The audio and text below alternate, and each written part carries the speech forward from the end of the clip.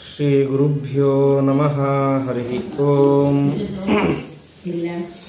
ಕೃಷ್ಣಂ ವಂದೇ ಮಂಥಪಾಶಧರಂ ದಿವ್ಯಾರ್ಭಕಾಕೃತಿಂ ಶಿಖಾಬಂಧತ್ರಯೋಪೇತಂ ಭೈಷ್ಮೀಮಧ್ವಕರಾರ್ಚಿತಂ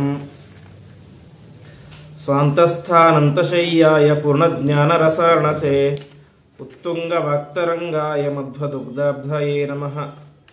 ವಿಷ್ಣುತೀರ್ಥಕಲ್ಪವೃಕ್ಷೋ ವಿಷ್ಣುತೀರ್ಥಶ್ಚ ಕಾಮಧುಕ್ ಚಿಂತಾಮಣಿರ್ವಿಷ್ಣುತೀರ್ಥೋ ಯತೀಂದ್ರಃ ಸರ್ವಕಾಮದಃ.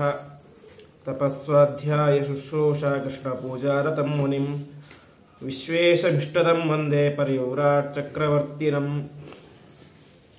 ಶ್ರೀ ಗುರುಭ್ಯೋ ನಮಃ ಹರಿ ಓಂ. ನಾರಾಯಣಂ ನಮಸ್ಕೃತ್ಯ ನರಂ ಚೈವ ನರೋತ್ತಮಂ ದೇವೀಂ ಸರಸ್ವತೀಂ ವ್ಯಾಸಂ ತತೋ ಜಯಮುದೀರಯೇತ್. ಜಯತಿ ಪರಾಶರ ಸೂನುಃ ಸತ್ಯವತಿ ಹೃದಯನಂದನೋ ವ್ಯಾಸಃ ಯಸ್ಯ ಆಸ್ಯ ಕಮಲಗಲಿತಂ ವಾಂಗ್ಮಯಮೃತಂ ಜಗತ್ಪಿಬತಿ. ಶ್ರೀ ಗುರುಭ್ಯೋ ನಮಃ ಹರಿ ಓಂ. ಬೆಳಗಿನ ಪ್ರವಚನದಲ್ಲಿ ಆ 7 ಜನ ಬ್ರಹ್ಮದತ್ತರ ಹಿಂದಿನ 7 ಜನ್ಮ ಏನಾಗಿತ್ತು ಅಂತ, ಒಬ್ಬ ಬ್ರಾಹ್ಮಣ ಕುಮಾರರಾಗಿದ್ದಂತಹ ಆ 7 ಜನ ಸಹೋದರರು ಹಸಿವೆಯಿಂದಾಗಿ ಕಂಗೆಟ್ಟು ಕೊನೆಗೆ ಒಂದು ಹಸುವನ್ನು ಸಂಹಾರ ಮಾಡಿ ಗೋಹತ್ಯೆಯನ್ನು ಮಾಡಿ ಅದರ ಮಾಂಸವನ್ನು ತಿಂದಿದ್ದರ ಪರಿಣಾಮವಾಗಿ ಮುಂದೆ ಅವರು ಅನೇಕ ಜನ್ಮಗಳನ್ನು ತಾಳ್ತಾರೆ. ಸಪ್ತವ್ಯಾಧ ದಶಾರಣೇಶು ಮೃಗಾಹ ಕಾಲಂಜರಿಗಿರುವಂಥ ಮುಂದಿನ ಜನ್ಮದಲ್ಲಿ ವ್ಯಾಧರಾಗಿ ಬೇಡರಾಗಿ ಹುಡ್ತಾರೆ. ಅನಂತರ ದಶಾರ್ಣ ಎಂಬಂತಹ ಕಾಡಿನಲ್ಲಿ ಜಿಂಕಿಗಳಾಗಿ ಹುಡ್ತಾರೆ. ಆಮೇಲೆ ಚಕ್ರವಾಕ ಪಕ್ಷಿಗಳು, ಆಮೇಲೆ ಮತ್ತೆ ಹಂಸ ಪಕ್ಷಿಗಳಾಗಿ ಹುಟ್ಟಿ ಮತ್ತೆ ಆ ಜನ್ಮದಲ್ಲಿಯೂ ಕೂಡ ಕೊನೆಯ 3 ಜನ ಇನ್ನೊಂದು ತಪ್ಪನ್ನು ಮಾಡ್ತಾರೆ. ನಾವು ರಾಜರಾಗಿ ಹುಟ್ಟಬೇಕು ಅಂತ ಬಯಕೆ ವ್ಯಕ್ತಪಡಿಸಿದ್ದಕ್ಕಾಗಿ ಮತ್ತೆ ಮುಂದಿನ ಜನ್ಮದಲ್ಲಿ ರಾಜರಾಗಿ ಹುಡ್ತಾರೆ. ಆ ಜನ್ಮದಲ್ಲಿ ಮತ್ತೆ ವಿಶೇಷವಾಗಿ ಸಾಧನೆಯನ್ನು ಮಾಡಿ ಆ 7 ಜನರು ಕೂಡ ವಿಶೇಷವಾದಂತಹ ಮೋಕ್ಷವನ್ನು ಪಡಿತಾರೆ ಎಂಬುದಾಗಿ ಆ ಒಂದು ಪಿತೃಕಲ್ಪದಲ್ಲಿ ಹೇಳಿದ್ದರು. ಮುಂದೆ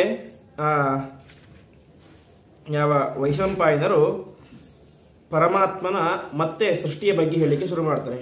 ಇಲ್ಲಿಯ ತನಕ ಆ ಪಿತೃಗಳ ಸೃಷ್ಟಿಯ ಬಗ್ಗೆ ಹೇಳಿದರು. ಪಿತೃದೇವತೆಗಳಂದ್ರು ಯಾರು, ಅವರನ್ನು ಹೇಗೆ ತೃಪ್ತಿಪಡಿಸಬೇಕು ಅಂತ ಹೇಳಿದ್ದರು. ಮತ್ತೆ ಮುಂದೆ ಇನ್ನಿತರ ಋಷಿಗಳ ಸೃಷ್ಟಿಯನ್ನು ಹೇಳುತ್ತಾ ಹೋಗ್ತಾರೆ. ಅದರಲ್ಲಿ ಮೊದಲನೇದಾಗಿ ಹುಟ್ಟಿದವನು ಪಿತಾ ಸೋಮಸ್ಯ ವೈರಾಜನ್ ಜಗ್ರೆ ಅತ್ರಿ ಭಗವಾನ್ ಋಷಿ ಅಂತ ಅತ್ರಿ ಎಂಬಂತಹ ಮಹರ್ಷಿಗಳು ಹುಡ್ತಾರೆ ಅಂತೆ. ಆ ಅತ್ರಿ ಎಂಬಂತಹ ಮಹರ್ಷಿಗಳು ಹುಡ್ತಾರೆ. ಇವರ ಮಗ ಯಾರು ಅಂತ ಹೇಳಿದ್ರೆ ಚಂದ್ರದೇವ. ಅಂದರೆ ಯಾವ ಇಡೀ ಜಗತ್ತಿಗೆ ತಂಪನ್ನು ಕೊಡುವಂತಹ ಚಂದ್ರ ಇದ್ದಾನೆ, ಆ ಚಂದ್ರನೇನೆ ಈ ಅತ್ರಿ ಋಷಿಯ ಮಗ ಎಂಬುದಾಗಿ ಕರೆಸ್ಕೊಳ್ತಾನೆ. ಈ ಅತ್ರಿ ಋಷಿಗಳಿಗೆ ಆ ಹೆಸರು ಯಾಕೆ ಬಂತು ಅಂತ, ಅತ್ರಿ ಎಂಬುದಾಗಿ ಯಾಕೆ ಹೆಸರು ಬಂತು ಅಂತ ಹೇಳಿದ್ರೆ, ಅವರಿಗೆ 3 ಪರಿಶುದ್ಧವಾಗಿತ್ತು ಅಂತೆ. ತ್ರಿ ಅಂದರೆ 3, ಅದು ಪರಿಶುದ್ಧವಾಗಿತ್ತು ಅಂತ. ಯಾವುದು ಅಂದರೆ ಅವರ ಮನಸ್ಸು ಪರಿಶುದ್ಧವಾಗಿತ್ತು ಅಂತೆ. ಮೊದಲು ಮನಸ್ಸಿನಲ್ಲಿ ಯಾವ ಕೆಟ್ಟ ಆಲೋಚನೆ ಕೂಡ ಇರಲಿಲ್ಲ. ಅದೇ ರೀತಿಯಾಗಿ ಮಾತು ಎಂಬುದು ಪರಿಶುದ್ಧವಾಗಿತ್ತು. ಅದೇ ರೀತಿಯಾಗಿ ಕರ್ಮ, ತಾವು ಮಾಡುವಂತಹ ಪ್ರತಿಯೊಂದು ಕರ್ಮವನ್ನು ಕೂಡ ಪರಿಶುದ್ಧವಾಗಿ ಮಾಡ್ತಾ ಇದ್ರು ಅಂತೆ. ಬೆಳಗ್ಗೆನೋ ಹೇಳಿದೆ, ಏನು ಯಾವ ಕರ್ಮ ತುಂಬ ಫಲವನ್ನು ಕೊಡುತ್ತೆ ಅಂತ ಹೇಳಿದ್ರೆ ಅದಕ್ಕೆ 3 ಇರಬೇಕು ಅಂತ, ಶ್ರದ್ಧೆ ವಿದ್ಯೆ ಉಪನಿಷತ್ತು ಅಂತ. ಹಾಗೆ ಅವರು ಮಾಡುವಂತಹ ಪ್ರತಿಯೊಂದು ಕರ್ಮವನ್ನು ಕೂಡ ಅತ್ಯಂತ ಶ್ರದ್ಧೆಯಿಂದಾಗಿ ಮಾಡ್ತಾ ಇದ್ರು. ಹೀಗೆ ಅವರು ಮಾಡುವಂತಹ 3, ಅವರ ಕರ್ಮ, ಅವರ ಮನಸ್ಸು, ಅವರ ಮಾತು, ಈ 3 ಶುದ್ಧವಾಗಿತ್ತು. ಹಾಗಾಗಿ ಅವರಿಗೆ ಅತ್ರಿ ಎಂಬುದಾಗಿ ಹೆಸರು ಬಂತಂತೆ. ಹೀಗೆ ಅಂತಹ ಅತ್ರಿ ಮಹರ್ಷಿಗಳು ಹುಟ್ಟಿದ್ದು ಬ್ರಹ್ಮದೇವರ ಮನಸ್ಸಿನಿಂದಾಗಿ ಒಟ್ಟು 7 ಜನ ಮಹರ್ಷಿಗಳು ಹುಡ್ತಾರೆ. ಅದರಲ್ಲಿ 2ನೇಯವರು ಈ ಯಾವ ಅತ್ರಿ ಮಹರ್ಷಿಗಳು, ಮೊದಲನೆಯವರು ವಸಿಷ್ಠರು. ಆ ವಸಿಷ್ಠರ ಮಗ ಶಕ್ತಿಯ ಮಗ ಪರಾಶರನ ಮಗ ವೇದವ್ಯಾಸರು ಅಂತ ಆ ಕಥೆಯನ್ನು ಕೇಳಿದೆವು. ಇದರಲ್ಲಿ 2ನೇಯವರು ಅತ್ರಿ ಮಹರ್ಷಿಗಳು. ಆ ಅತ್ರಿ ಮಹರ್ಷಿಗಳು ವಿಶೇಷವಾಗಿ ಹುಟ್ಟಿದ ತಕ್ಷಣ 3000 ವರ್ಷಗಳ ಕಾಲ ದೀರ್ಘವಾದಂತಹ ತಪಸ್ಸನ್ನು ಮಾಡ್ತಾರೆ. ಆ ತಪಸ್ಸಿಗೆ ನಿರಂತರವಾಗಿ ತಪಸ್ಸನ್ನು ಮಾಡ್ತಾ ಮಾಡ್ತಾ ತಮ್ಮ ಮನಸ್ಸಿನಲ್ಲಿ ಚಂದ್ರನನ್ನು ಧ್ಯಾನ ಮಾಡ್ತಾರೆ ಅಂತೆ. ಅಂದರೆ ಚಂದ್ರ ಈಗಾಗಿ ಮೊದಲ ಬಾರಿ ಒಂದು ಹುಟ್ಟಿ ಆಗಿದೆ. ದೇವತೆಗಳಿಗೆ ನಮ್ಮ ಥರ ಒಂದೇ ಬಾರಿ ಜನ್ಮ ಅಲ್ಲಂತೆ.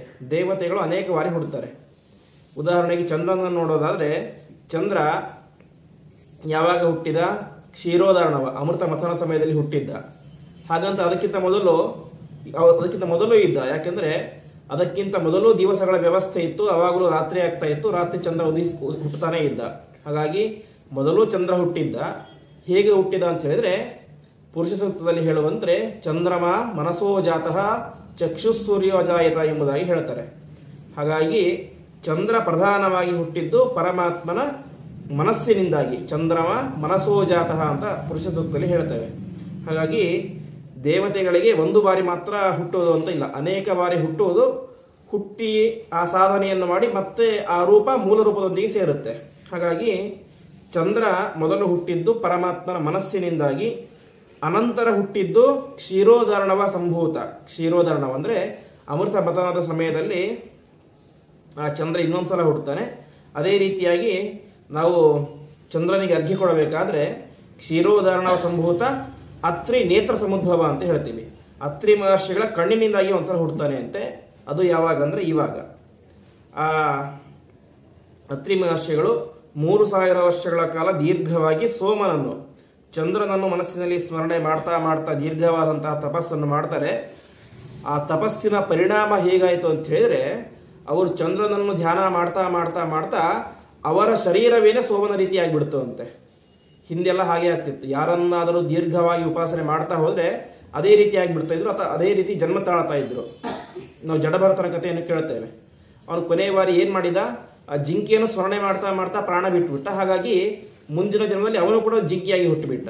ಹಾಗೆ ಈ ಅತ್ರಿ ಮಹರ್ಷಿಗಳು ಕೂಡ ನಿರಂತರವಾಗಿ 3000 ವರ್ಷಗಳ ಕಾಲ ಆ ಸೋಮನನ್ನು ಕುರಿತು ತಪಸ್ಸು ಮಾಡಿದರು. ಆ ತಪಸ್ಸಿನ ಪರಿಣಾಮವಾಗಿ ಆ ಅತ್ರಿ ಮಹರ್ಷಿಗಳ ಶರೀರವು ಕೂಡ ಸೋಮನ ಶರೀರದ ರೀತಿ ಆಯಿತು ಅಂತೆ. ಹೀಗೆ ವಿಶೇಷವಾಗಿ ತಪಸ್ಸು ಮಾಡ್ತಾರೆ. ತಪಸ್ಸು ಮಾಡಿ ಕೊನೆಗೆ ಅವರಿಗೆ ಆದಂತಹ ಆನಂದ ಅಂದರೆ ಆ ಸೋಮನನ್ನು ಅಷ್ಟು ದೀರ್ಘವಾಗಿ ಉಪಾಸನೆ ಮಾಡಿದ್ದರು, ಅದರಿಂದಾಗಿ ಒಳಗಡೆ ಅವರಿಗೆ ವಿಶಿಷ್ಟ ಆನಂದ ಆಯಿತು ಅಂತೆ. ಆ ಆನಂದದಿಂದಾಗಿ ಅವರಿಗೆ ಆನಂದದ ಕಣ್ಣೀರು ಬಂತು. ಆ ಕಣ್ಣೀರು ಅಂತ ಹೇಳಿದ್ರೆ ಸಾಮಾನ್ಯವಾದಂತಹ ಕಣ್ಣೀರಲ್ಲ, ಅಮೃತಮಯವಾದಂತಹ ಕಣ್ಣೀರು ಅಂತೆ. ಅಂತಹ ಕಣ್ಣೀರು ಬಂತು. ಅಂತಹ ಕಣ್ಣೀರನ್ನು ವಿಶೇಷವಾಗಿ ಸುತ್ತಮುತ್ತಲಿದ್ದಂತಹ ದಿಕ್ಕಿನ ಅಭಿಮಾನಿ ದೇವತೆಗಳು, ಒಂದೊಂದು ದಿಕ್ಕಿಗೆ ಒಂದೊಂದು ಅಭಿಮಾನಿ ದೇವತೆಗಳು ಅಂತ ಅವರೆಲ್ಲರೂ ಕೂಡ ಸ್ವೀಕಾರ ಮಾಡ್ತಾರೆ ಅಂತೆ. ಅದನ್ನು ಸ್ವೀಕಾರ ಮಾಡಿ ತಮ್ಮ ಹೊಟ್ಟೆಯಲ್ಲಿ ಇಟ್ಟುಕೊಳ್ತಾರೆ ಅಂತೆ.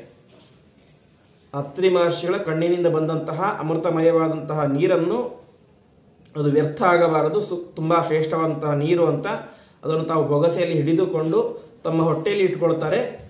ಹೊಟ್ಟೆಯಲ್ಲಿ ಇಟ್ಟುಕೊಂಡಾಗ ಅದರಿಂದಾಗಿ ಗರ್ಭ ಬೆಳೆದಿಕ್ಕೆ ಪ್ರಾರಂಭ ಆಗುತ್ತೆ ಅಂತೆ.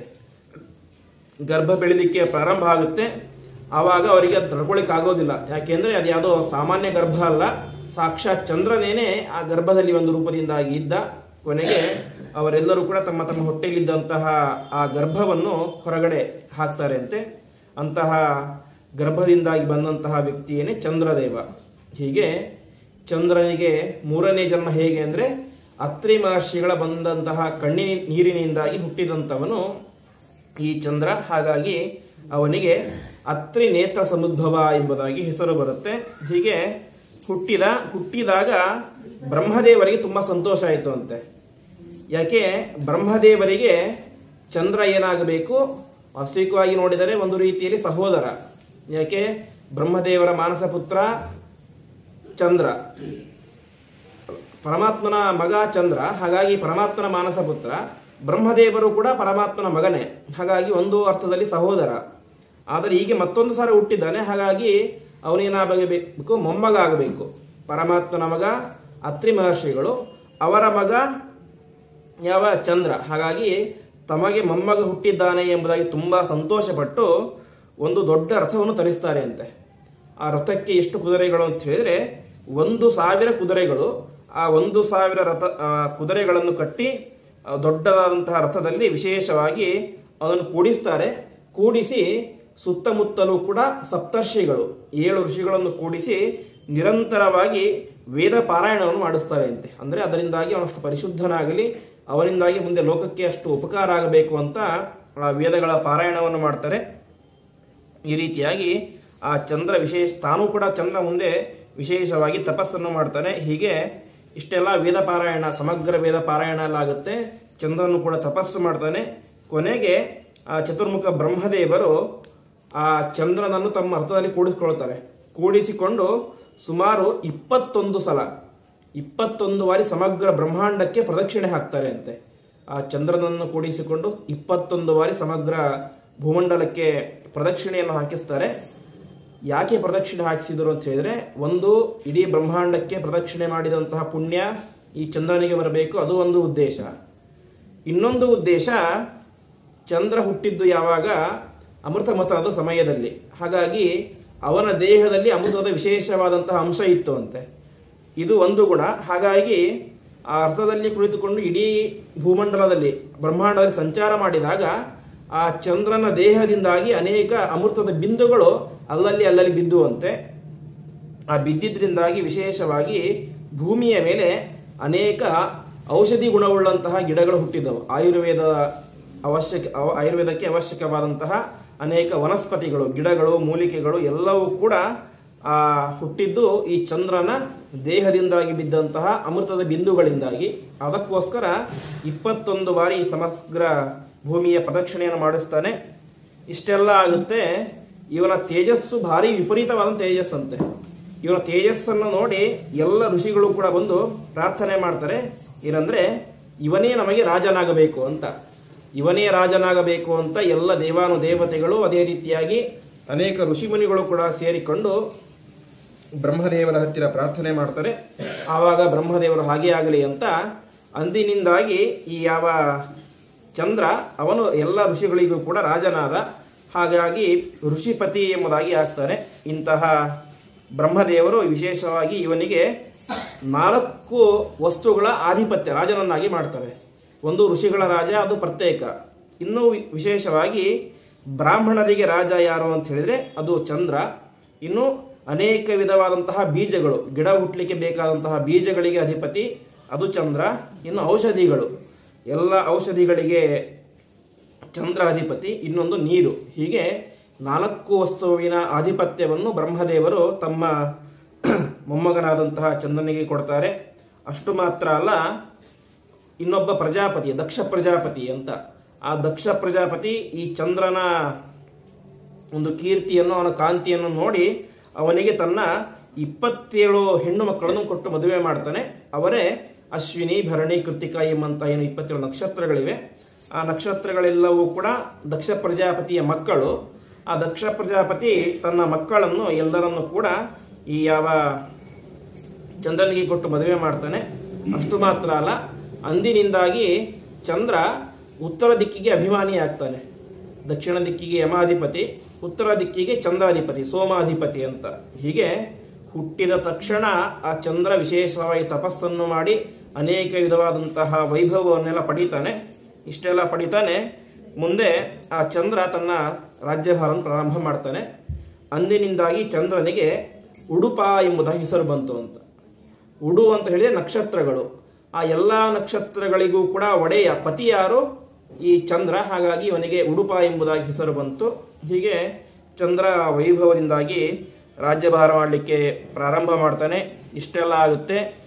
ಮುಂದೆ ಅನೇಕ ವರ್ಷಗಳಾದ ನಂತರ ಒಂದು ಬೃಹತ್ತಾದಂತಹ ರಾಜಸೂಯ ಯಾಗವನ್ನು ಮಾಡ್ತಾನೆ. ಯಾಕಂದರೆ ಬೇಕಾದಷ್ಟು ಸಂಪತ್ತಿತ್ತು, ಅಷ್ಟೇ ತಪಸ್ಸಿತ್ತು. ಹಾಗಾಗಿ ರಾಜಸೂಯ ಯಾಗವನ್ನು ಮಾಡಿ ಒಳ್ಳೆ ದಾನವನ್ನು ಮಾಡೋಣ ಅಂತ ರಾಜಸೂಯ ಯಾಗ ಮಾಡ್ತಾನೆ. ವಿಶೇಷವಾಗಿ ಆ ರಾಜಸೂಯ ಯಾಗದಲ್ಲಿ ಏನು ಮಾಡಿದ ಅಂತ ಹೇಳಿದ್ರೆ, ಸಹಸ್ರಂ ಶತದಕ್ಷಿಣಂ ಎಂಬುದಾಗಿ 1,00,000 ಗೋದಾನವನ್ನು ಮಾಡ್ತಾನೆ. 1,00,000 ಬ್ರಾಹ್ಮಣರಿಗೆ ವಿಶೇಷವಾಗಿ ಗೋದಾನವನ್ನು ಮಾಡ್ತಾನೆ. ಹೀಗೆ ವೈಭವದಿಂದಾಗಿ ಗೋದಾನ. ಅಷ್ಟು ಮಾತ್ರ ಅಲ್ಲ, ಆ ಯಾಗಕ್ಕೆ ಪುರೋಹಿತರು ಯಾರು ಅಂದರೆ ಯಾರೋ ಸಾಮಾನ್ಯ ಪುರೋಹಿತರಲ್ಲ, ಸಾಕ್ಷಾತ್ ಅತ್ರಿ ಮಹರ್ಷಿಗಳೇನೆ. ಚಂದ್ರನ ತಂದೆಯಾದಂತಹ ಅತ್ರಿ ಮಹರ್ಷಿಗಳೇನೆ ಆ ಯಾಗಕ್ಕೆ ದೊಡ್ಡ ಪುರೋಹಿತರು. ಅದೇ ರೀತಿಯಾಗಿ ಭೃಗು ಮಹರ್ಷಿಗಳು ಇವರೆಲ್ಲ ಇದ್ದರು. ಅಷ್ಟು ಮಾತ್ರ ಅಲ್ಲ, ಸಾಮವೇದ, ವಿಶೇಷವಾಗಿ ಸಾಮವೇದದ ಪಾರಾಯಣವನ್ನು ಸಾಕ್ಷಾತ್ ವಾಯುದೇವರೇ ಬಂದು ಸಾಕ್ಷಾತ್ತಾಗಿ ಸಾಮವೇದದ ಪಾರಾಯಣ ಮಾಡಿದರು ಅಂತೆ. ಇಷ್ಟು ಮಾತ್ರ ಅಲ್ಲ, ಸಾಕ್ಷಾತ್ ಬ್ರಹ್ಮ. ಸಾಮಾನ್ಯವಾಗಿ ನಾವು ಹೋಮ ಮಾಡಬೇಕಾದ್ರೆ ಹೋಮಕುಂಡದ ಪಕ್ಕದಲ್ಲಿ ಒಂದು ತೆಂಗಿನಕಾಯಿ ಇಟ್ಟಿರ್ತೇವೆ ದಕ್ಷಿಣ ಭಾಗದಲ್ಲಿ. ಯಾಕೆಂದರೆ ಅದು ಬ್ರಹ್ಮಸ್ಥಾನ ಅಂತ. ಬ್ರಹ್ಮಸ್ಥಾನ ಅಂತ ಹೇಳಿದ್ರೆ ಏನಾದರೂ ಲೋಪದೋಷಗಳಾದರೆ ಕೊನೆಗೆ ಬ್ರಹ್ಮದೇವ ಆ ಸ್ಥಾನದಲ್ಲಿ ಕುಳಿತುಕೊಂಡವರು ಹೇಳಬೇಕು, ಹೇಳಿ ಅದಕ್ಕೆ ಪ್ರಾಯಶ್ಚಿತ್ತ ಆಹುತಿಯನ್ನು ಕೊಡಬೇಕು ಅಂತ. ಆದರೆ ಇವತ್ತು ಆ ಸ್ಥಾನಕ್ಕೆ ಯಾರು ಕೂಡ ಕೊಡೋದಿಲ್ಲ, ತುಂಬ ಕಡಿಮೆ. ಯಾವುದೇ ದೊಡ್ಡ ದೊಡ್ಡ ಹೋಮಗಳಾದಾಗ ಅಲ್ಲಿ ಒಬ್ಬ ಶ್ರೇಷ್ಠ ಜ್ಞಾನಿಗಳನ್ನು ಬ್ರಹ್ಮಸ್ಥಾನಕ್ಕೆ ಅಂತ ಕೂಡಿಸ್ತಾರೆ. ನಾವೆಲ್ಲ ಅದಕ್ಕೆ ಪ್ರತಿನಿಧಿಯಾಗಿ ಒಂದು ತೆಂಗಿನಕಾಯಿ ಇಡ್ತೇವೆ. ತೆಂಗಿನಕಾಯಿ ಇಟ್ಟು ಕೊನೆಗೆ ಅದಕ್ಕೆ ಪ್ರಾಯಶ್ಚಿತ್ತ ಆಹುತಿ 7 ಆಹುತಿ ಇವೆ, ಅದನ್ನು ಕೊಡ್ತೇವೆ. ಆದರೆ ಚಂದ್ರನ ಯಾಗದಲ್ಲಿ ಬ್ರಹ್ಮಸ್ಥಾನಕ್ಕೆ ಒಬ್ರು ಕೂಡಿಸ್ತಿದ್ರು, ಬೇರೆ ಯಾರನ್ನೂ ಕೂಡಿಸ್ತಿಲ್ಲ. ಸಾಕ್ಷಾತ್ ಬ್ರಹ್ಮದೇವರೇ ಬಂದು ಬ್ರಹ್ಮಸ್ಥಾನಕ್ಕೆ ಕುಳಿತುಕೊಂಡ್ರಂತೆ. ಅಷ್ಟು ವೈಭವದಿಂದಾಗಿ ಆ ಬ್ರಹ್ಮದೇವರ ಯಜ್ಞ ನಡೆಯುತ್ತೆ. ಸಾಕ್ಷಾತ್ ಪರಮಾತ್ಮ ಬರ್ತಾನೆ ಆ ಯಜ್ಞದ ಸಾರವನ್ನು ಸ್ವೀಕಾರ ಮಾಡಲಿಕ್ಕೆ. ಹೀಗೆ ವೈಭವದಿಂದಾಗಿ ಯಜ್ಞ ಯಾಗಾದಿಗಳೆಲ್ಲವೂ ಕೂಡ ಆಗುತ್ತೆ. ಎಲ್ಲ ದೇವತೆಗಳು, ಗಂಧರ್ವರು, ಕಿನ್ನರರು, ಕಿಂಪುರುಷರು ಎಲ್ಲರೂ ಕೂಡ ಆ ಚಂದ್ರನನ್ನು ವಿಶೇಷವಾಗಿ ಹಾಡಿ ಹೊಗಳುತ್ತಾರೆ. ಇಷ್ಟೆಲ್ಲ ವೈಭವದಿಂದಾಗಿ ಯಜ್ಞ ಯಾಗ ಎಲ್ಲವೂ ಕೂಡ ಆಯಿತು. ಇದೇ ಸಂದರ್ಭದಲ್ಲಿ ಸಿನಿವಾಲಿ, ಕುಹು, ಪುಷ್ಟಿ ಎಂಬಂತಹ 9 ಜನ ದೇವತೆಗಳು ಈ ಚಂದ್ರನ ಜೊತೆಗೆ ಮದುವೆಯಾಗ್ತಾರೆ. ಇಷ್ಟೆಲ್ಲ ವೈಭವ ಎಲ್ಲ ಆಗುತ್ತೆ. ಇದಾಗಿದ್ದೇ ತಡ ಚಂದ್ರನಿಗೆ ಅಹಂಕಾರ ನೆತ್ತಿಗೇರುತ್ತೆ ಅಂತೆ. ಇಷ್ಟು ದಿನಗಳ ಕಾಲ ಒಳ್ಳೆ ಸಾತ್ವಿಕನಾಗಿದ್ದ, ಎಲ್ಲ ಚೆನ್ನಾಗೇ ಇದ್ದ, ಧಾರ್ಮಿಕನಾಗಿದ್ದ. ಆದರೆ ಯಾವಾಗ ರಾಜಸೂಯ ಯಾಗವನ್ನು ಮಾಡಿದ ಆವಾಗ ಎಲ್ಲರೂ ಹೊಗಳಿಕ್ಕೆ ಶುರು ಮಾಡಿದ್ರು ಅವನ್ನ. ನೀನು ಭಾರಿ ಶ್ರೀಮಂತ, ಭಾರಿ ಎಷ್ಟು ಗುಣ ಇದೆ, ಲಕ್ಷ ಗೋದಾನ ಮಾಡಿದ್ದೀಯ, ಹಾಗೆ ಹೀಗೆ ಅಂತ ಯಾವಾಗ ಎಲ್ಲರೂ ಕೂಡ ಸೇರಿ ಹೊಗಳಿಕ್ಕೆ ಶುರು ಮಾಡಿದರೋ ಆವಾಗ ಅವನಿಗೆ ಅಹಂಕಾರ ತಲೆಗೇರಿತ್ತು. ನನ್ನ ಹತ್ತಿರ ಏನಿದೆ, ಭಾರಿ ತಪಸ್ಸಿದೆ, ನನ್ನಂಥ ತಪಸ್ಸನ್ನು ಯಾರೂ ಕೂಡ ಮಾಡಿಲ್ಲ. ಅಷ್ಟು ಮಾತ್ರ ಅಲ್ಲ, 21 ಸಲ ಭೂಪ್ರದಕ್ಷಿಣೆ, ಸಮಗ್ರ ಬ್ರಹ್ಮಾಂಡ ಪ್ರದಕ್ಷಿಣೆಯನ್ನು ಮಾಡಿದ್ದೇನೆ. ಮತ್ತೆ ರಾಜಸೂಯ ಯಾಗ, ಅನೇಕ ಜನ ರಾಜಸೂಯ ಯಾಗ ಮಾಡಿದ್ದಾರೆ. ಆದರೆ ನನ್ನಷ್ಟು ವೈಭವವಾಗಿ ಯಾರು ಕೂಡ ರಾಜಸೂಯ ಯಾಗವನ್ನು ಮಾಡೇ ಇಲ್ಲ. ಹೀಗೆ ವಿಶೇಷವಾದ ಐಶ್ವರ್ಯ ಎಲ್ಲವೂ ಕೂಡ ಇದೆ ಅಂತ ಆ ಚಂದ್ರನಿಗೆ ತುಂಬ ಅಹಂಕಾರ ಬರುತ್ತೆ. ಆ ಅಹಂಕಾರದ ಪ್ರಭಾವದಿಂದಾಗಿ ಅವನೇ ಮಾಡ್ತಾನೆ ಅಂತ ಹೇಳಿದರೆ ದೊಡ್ಡ ಅಪರಾಧವನ್ನು ಮಾಡ್ತಾನೆ. ಆ ದೊಡ್ಡ ಅಪರಾಧ ಏನು ಅಂತ ಹೇಳಿದ್ರೆ ತನ್ನ ಗುರುಪತ್ನಿಯನ್ನೇ ಅಪಹಾರ ಮಾಡುವಂತಹ ದೊಡ್ಡ ಅಪರಾಧವನ್ನು ಮಾಡ್ತಾನೆ. ಈ ರಾಜಸೂಯ ಯಾಗ ಎಲ್ಲ ಮುಗಿಯುತ್ತೆ. ರಾಜಸೂಯ ಯಾಗ ಮುಗಿದ ನಂತರ